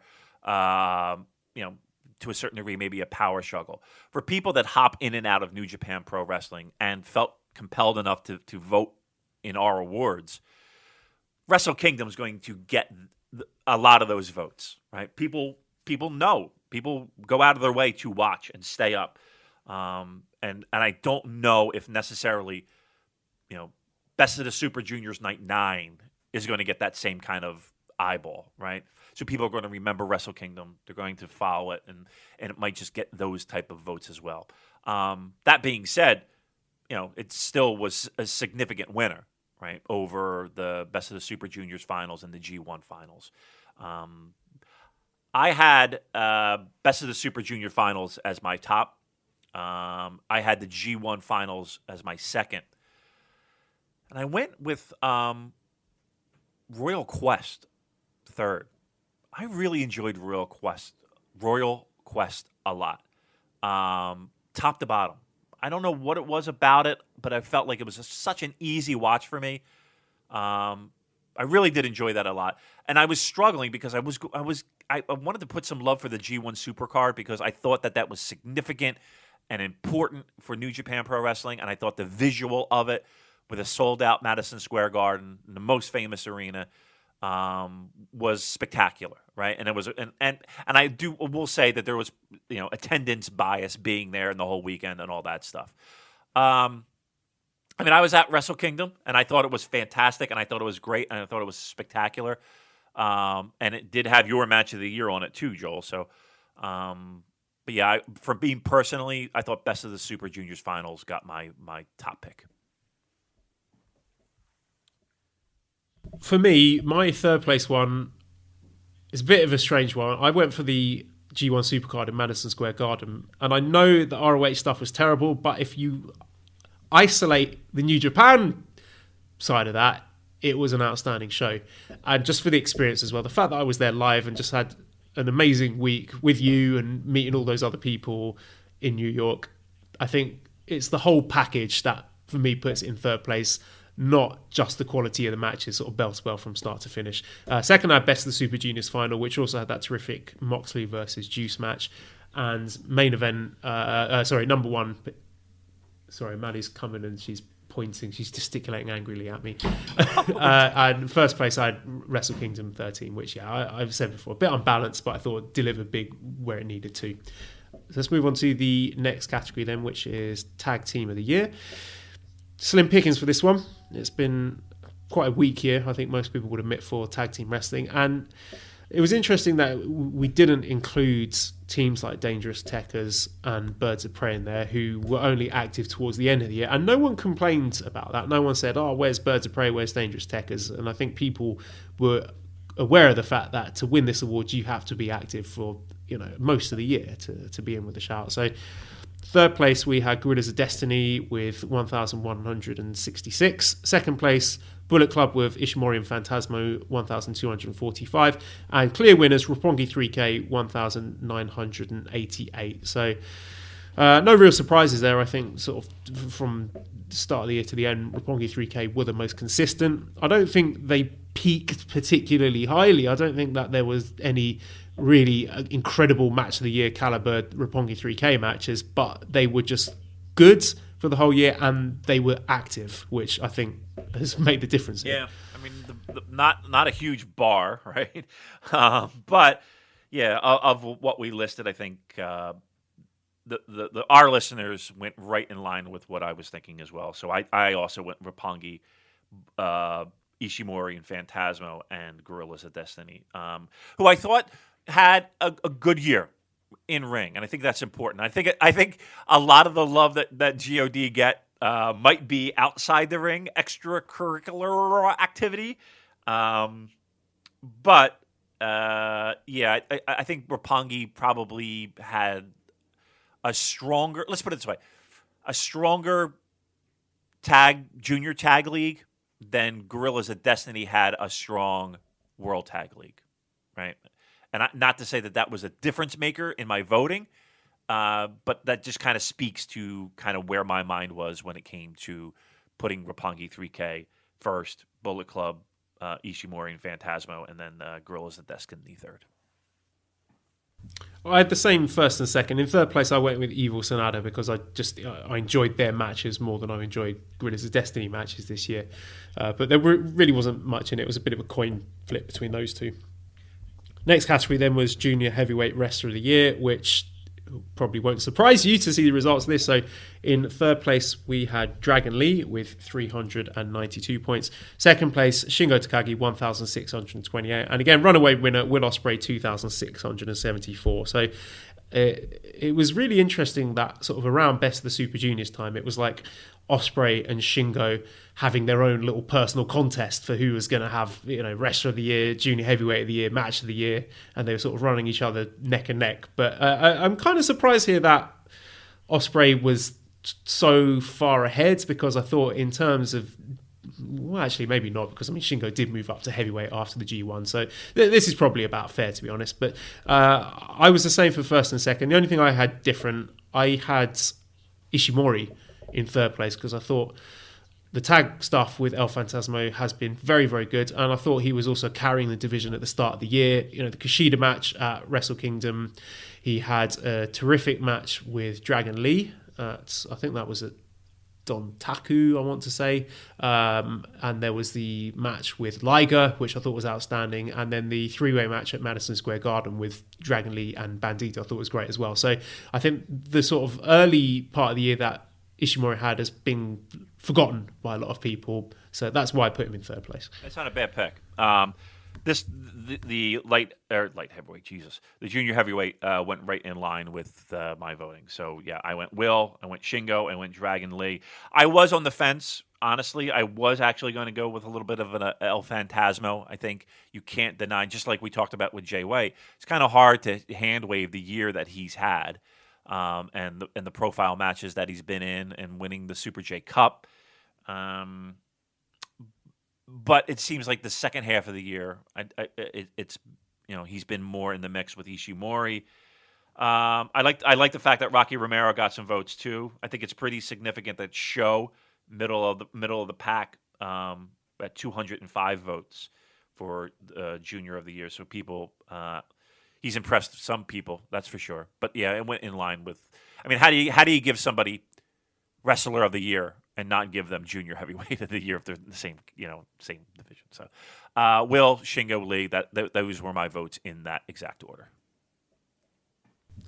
Next category was Unsung Wrestler of the Year, which was pretty close actually. Compared to some of the other categories that we had.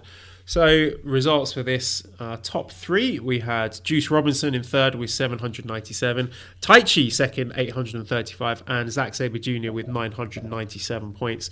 And I do wonder if the Dangerous Tekkers run has kind of lifted Zack and Taichi collectively towards the top of the pack there, but they are two guys who have been having, I think, consistently good singles matches that haven't been necessarily at the top of the cards, but they have been kind of propping up the secondary shows and the not the undercards, but where you have sort of like the second match from the top, the co-main event, or the third match from the top to kind of bolster a card and make it stand out. So pretty much in line with my own picks there. What about yourself? Yeah, this one is really off the charts for me.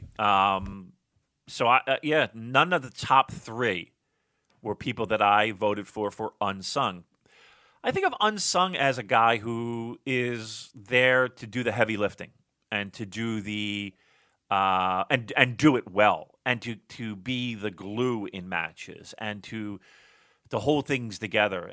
And while they might lose and they might not win many titles, they're there as again a true professional, a true pro, someone who again is there to keep things from falling apart and unraveling. So my top three for Unsung were Chase Owens. I went Chase Owens number one. I went Rocky Romero number two, because I think even in ring and outside the ring, there's a lot of things he doesn't get a lot of credit for. Keep that in mind. And third, I went with Yo, because I think that on Roppongi 3K, if they are the tag team of the year, I think a lot of people gravitate more toward Show, and I think Yo is just as good. just as talented. He might not have that it that maybe Show has, but I think Yo is absolutely one of those guys who keeps the fucking shit from falling apart quickly. And for being a relative younger guy, I think his matches specifically, sometimes I feel like he's the glue in a lot of this. So again, I went Chase, who I think does an absolutely outstanding job with Bullet Club. Usually a pin eater, even though he got more wins this year than in any.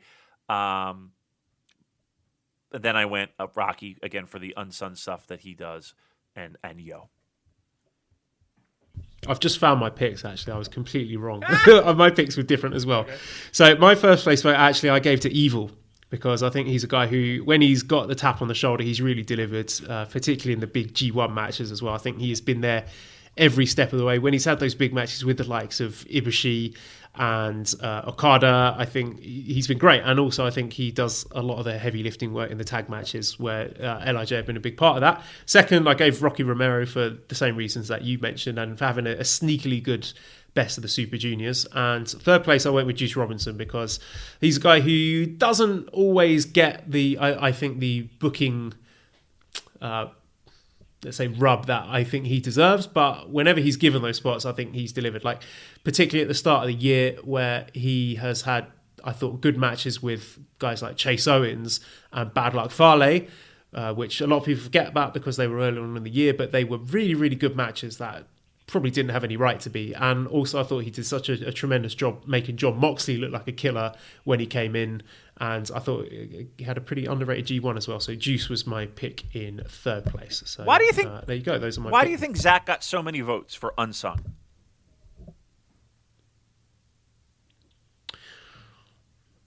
Well, again, my theory, as I said before, maybe it has something to do with the tag stuff. And he's had a good year. He had a good match with Ishii at Wrestle Kingdom. He had a really good match with Ibushi at Sengoku Lord.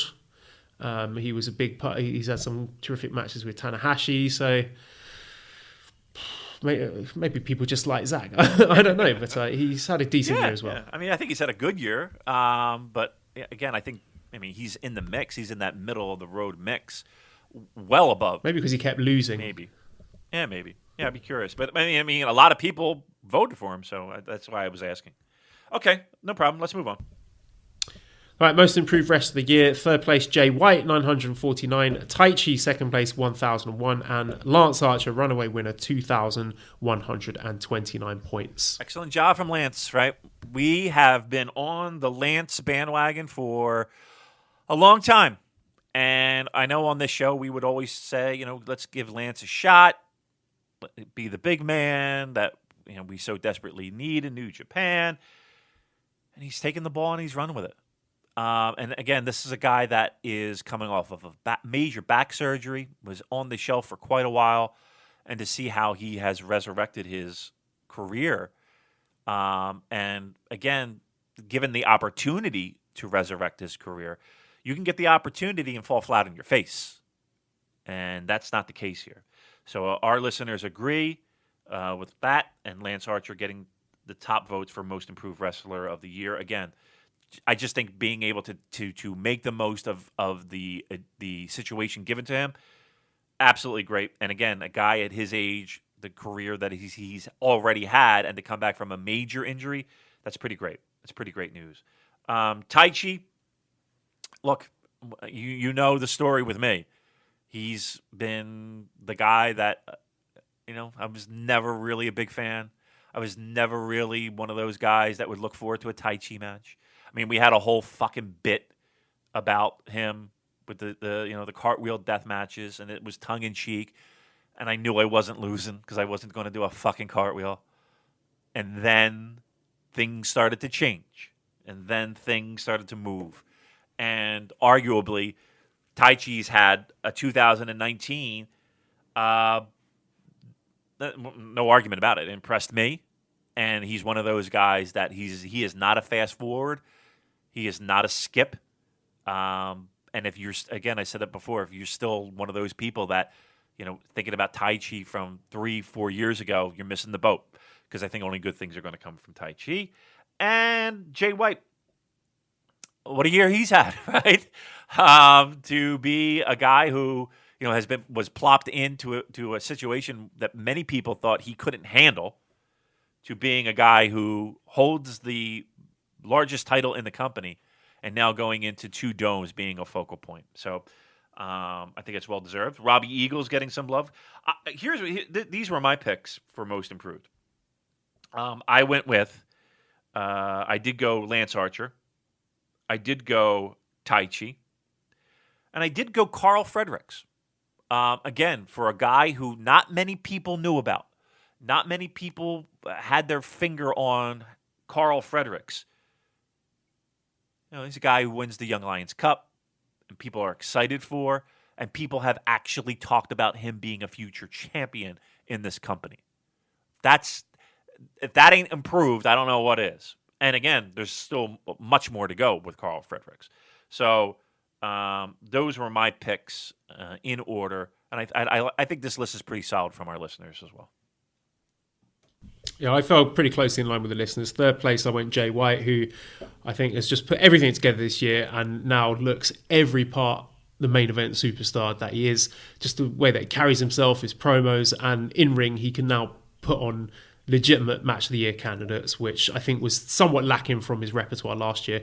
Lance Archer had seconds, all the reasons that you said, and first place Taichi, because I think sort of towards the second half, the latter half of the year, he's cut out a lot of the bullshit that mainstream, that casual fans disliked. I liked it, and I've always enjoyed the sort of Taichi shtick, which is why I've been flying the flag for him for so long. But I think now that he's kind of cut that out and is having legitimate bangers with guys like Ishii and Shingo and Naito, without having the first 5-10 minutes of the match being quote unquote wasted with him doing his heel shenanigans, I think people are really starting to come around, and he's a guy you can count on to deliver an exciting match.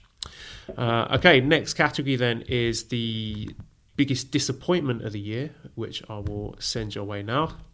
Right. So we have in third place the Dominion main event of Okada versus Jericho. Second place, the heavyweight tag team title scene. So the Dominion one got 694 points. The heavyweight tag team title scene got 797. And again, another runaway winner here. Biggest disappointment of the year. Ring of Honor's half of the ROH NJPW G1 Supercard with 1,371 points. So any surprises for you there? Not really. I mean, that got my number one pick. I think I had heavyweight tag team scene. I think third for me was the ticket sales for G1. That was a bit disappointing, right? Even though the crowd there was really great, really fun, and I had such a great time there, it was a little disappointing seeing a lot of empty seats. So I had to put that on my list. But yeah, I mean, look, it's been beaten, and there's still more punches to be thrown for Ring of Honor. Listen, New Japan. It's not like I haven't said goodbye to this relationship already, but this is a clear indicator that the people listening, living, Western ears, right, and Western eyes, adamantly, passionately want you to walk away. And that Ring of Honor stuff at Madison Square Garden was shit. We hated it. The votes are here. The people have spoken. Listen to us. You're doing the right thing. Walk away from this. The people have spoken. In third place, I had the ROH shenanigans, which, to be honest, really, that's a disappointment for ROH rather than New Japan. I think it's working out pretty well for New Japan. So yeah. I don't think it's affected them badly, but there you go. Second place, I had El Desperado's broken jaw injury because I'm a huge fan of Despy, and I was hoping that he would break out this year. And it was such a star-studded lineup in the Best of the Super Juniors. I really think he would have thrived in that. So I was very upset that he missed out on that. And number one, I had the Okada title run, the world title scene, because I just think basically from Madison Square Garden onwards, there was no real drama or excitement in any of those matches. Guys like Sanada, Chris Jericho, Suzuki challenging. At no point did I think any of those guys were going to win, and I just feel that at the moment Okada is a bit stale as a champion. So that was my vote for biggest disappointment of the year. See, I strongly disagree with that in the sense of you got your guy at his physical peak, pro wrestling peak. I mean, to me, he's head and shoulders above guys, just in aura and charisma, and he feels like a champion. I don't have any problem with that. I think it's funny that we have some votes for Royal Quest on Fight TV. I would agree with that. What a boob job they did with the dropouts and all that shit. Do you? I mean, I don't know the logistics, but like, if you get Fight TV, if you have the opportunity to get Fight TV, wouldn't you have the opportunity to have New Japan Pro Wrestling, New Japan World? Like, why would anybody pay $50 or whatever they're charging for Wrestle Kingdom when you could pay $9 and get not only Wrestle Kingdom but the quality content that they deliver in their archives? What am I missing here, Joel? Maybe it's just we are so deep in this bubble that it seems obvious to us, but I suspect that there's a lot of people out there who don't really know about these sorts of things, who are not aware that there are these New Japan World shows going up all the time, live, English commentary, only $10 a month. I think that's something we take for granted that a lot of casual wrestling fans maybe don't even know about. Oh, I guess. I just think it's such a fucking, like, I don't. And here's the thing. I'll flat out tell you, I had such a piss poor experience with Fight TV that I would never do it again. Never in my life would I ever order anything from that service. I'm just telling you from my personal experience. You do whatever the fuck you want to do, but I'll tell you flat out, I would never recommend Fight TV. Next category is Wrestler of the Decade. So third place, we had Tetsuya Naito with 572 points. Second place, Hiroshi Tanahashi, 2,094. And the winner with 2,470 points was Kazuchika Okada. So the fact that I'm a relatively new fan means that I don't feel that I am qualified to speak on this as much as you are, Damon. So you want to talk to us about this, what your thoughts are on these results? A little bit shocking. I really thought this was Tanahashi's. Considering all the main events that he has been involved in and all the important matches and again, people like to give him the trophy of saving New Japan Pro Wrestling and that, and maybe that's a little extreme, but I'm actually surprised. That Tanahashi didn't win this. I don't think it's a bad thing that Okada won. I certainly don't. But I honestly think Okada's best years are even still yet to come. I knew Shinsuke was going to be low on the votes, but you got to understand the beginning of this decade, him being one of the youngest world champions and him kind of resurrecting himself. He was a part of almost every big show in the early part of the year, and even until he left, right? You can't hand wave that. I guess the fact that he was not there for the second half of the decades has hurt his case there. Yeah, I mean, I can see that. I can understand that. And as we stand here right now, the company is more profitable. The company has more eyeballs. The company sells more tickets with him or without him than with him. And again, that's a combination of the entire process. I understand. I went Tanahashi, Okada, Nakamura. Those were my three votes. While Naito has a huge fan base and is very popular and is a cornerstone, and if my predictions hold true, we'll walk out of here with 2 titles. I just think from a New Japan history perspective, I kind of feel like Nakamura has a little bit more in his pocket than Naito. But even with that said, Naito, he's been, he's been in the mix, but I think he really took off at Los Ingobernables. Before that, I don't know if you would call him a dud, but Stardust Genius really wasn't this fucking home run, right? So I think people are kind of turning their eyes to Stardust Genius Naito and really putting all their eggs in Los Ingobernables basket, which is a huge, fitting, big basket. Again, for me, I went Nakamura third, Tanahashi first, Okada second. And favourite rest of the year, which I'll send over your way. So top three, Naito with 60 points, Shingo with 99, and Will Ospreay 148. Wow. So not dissimilar to the rest of the year awards there. Other stuff I thought was interesting. 10th place, Hiromu, 13.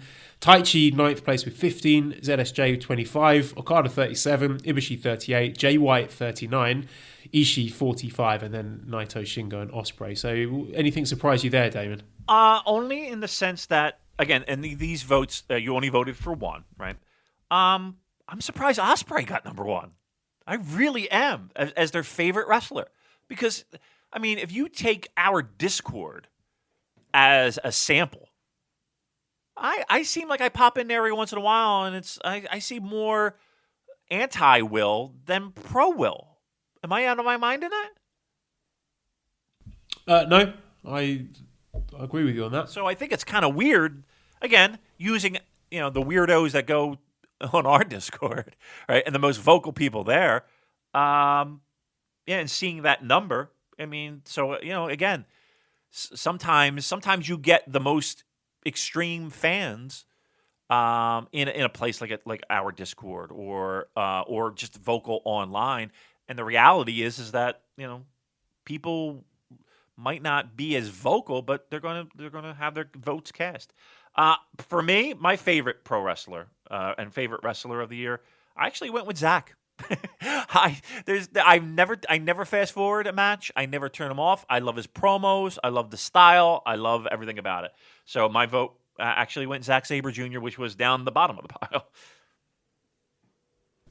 pile. My vote was for Taichi because, again, as I've said before, I thought the matches were great this year. Everything just all came together, and I think the promos are pretty underrated as well. And he's got terrific entrance and entrance music. So Taichi gets my vote. And least favourite wrestler of the year, I'll just do the top 10 actually. 10th, Jay White, 14. Yujiro Takahashi, 23. Manabu Nakanishi, 24.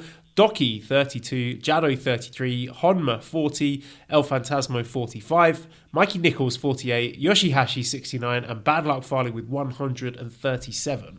What do you make of that? I actually thought that just from, internet chatter and all that kind of stuff that Phantasmo would be much higher. I'm actually surprised by Mikey Nichols. People don't enjoy Mikey. I mean, he's okay. He's there. He's just there for me, right? There's really I don't have anything passionate plus or minus. I'm surprised he got that many votes. I think part of the problem, Damon, is that it's such a talented roster that even picking your least favourite doesn't necessarily mean that they're really bad or you hate them. It's just they're not.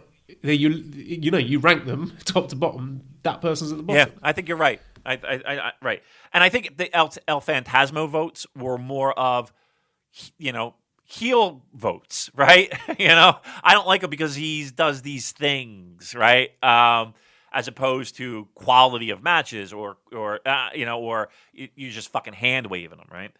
I'll tell you who I voted for. And he's middle of the road in this voting, but he leaves a weird taste in my mouth. That doesn't sound good. Please do not isolate that audio. I voted for Honma. And I'll tell you why. Yeah, me too. Did you? Because I voted because, one... I'm just terrified every time he's in the ring. Joel, thank you very much. I'm scared shitless. Like, people talk about these guys getting dropped on their necks and all this stuff. Okay, like, we're looking at a guy who, it just doesn't feel right. I mean, I could be dead wrong, but have you looked at that arm? It doesn't move very much. I don't like him in the ring. And I feel terrible for him because I like him. Like, I like his character. I don't know him personally. What the fuck do I know? But he's, I know that he loves pro wrestling, and I know that he's there because he loves pro wrestling, and he loves to be in the ring, and he loves to be around the boys, and he loves to be in a locker room, and he loves to fucking get in front of fans. I understand that, and that's why it's so painful. He shouldn't be in a fucking wrestling ring. Are you people out of your minds? Could somebody... I don't know. I mean, and I could be dead fucking wrong on this. It just doesn't feel right. It's right in front of my eyes. It doesn't look right. And I worry for the man. And I feel sorry for the man. It just feels like an accident waiting to happen. It does, doesn't it, Joel? It really does. For what? A fucking 6-man tag? For a fucking undercard 6-man tag? Come on. You're just sort of dreading the day, hope to God it doesn't happen, but that if something bad does happen and we're sitting here, not saying I told you so, but thinking we could all see it coming. Yes. But, hopefully it doesn't come to that, and, keeping my fingers crossed that everything stays safe. Right, that's what we all hope for. You do worry. Yeah, yes, we do. And to the tune of, I'm fast forwarding. And listen, the matches aren't that great, but regardless. But I'm fast forwarding because I don't want to see it. That's why he's my least favorite right now.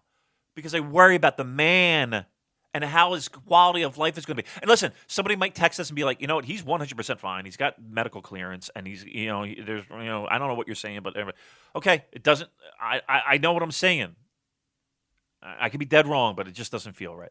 So, sorry, you got my vote. All right, and that brings our awards to a close. So thank you so much to the 609 of you who voted. Really appreciate that. And thank you massively to Pete, Pete Donahue, Comms Pete, who compiled that Google document, which made life so much easier for us in tabulating those votes. So big round of applause to Pete and all of you who voted. Well done, everyone. Good Absolutely. Job. Again, we so appreciate it. So it's always a fun time when we get the votes and we see the winners. And again, we're not pumping our own chest here, but we know that there are people within that company that listen to this show. And again, I'm not saying that it's all about, the show they're making, but they listen. And I think that it's an important thing that your voice is heard so that they have a barometer of what's working and maybe what's not working. So excellent job by everyone. I appreciate everyone taking the time to do this. It is one of our most popular shows and most popular downloaded shows. So I hope everybody enjoyed. And again, Pete, thank you so much for putting this together. It always stresses us out when we get close to award season. How are we going to do this? How are we going to tabulate this? Because it gets bigger and bigger every year. And Pete comes through for us. So thank you so much to everyone who voted, and especially to Pete for putting this together. All right, so I've got a flight to catch in about 5 hours, so you'll forgive me for cutting the show short there. So in closing, you can visit redcircle.com/shows/super-j-cast if you want to throw some bucks our way.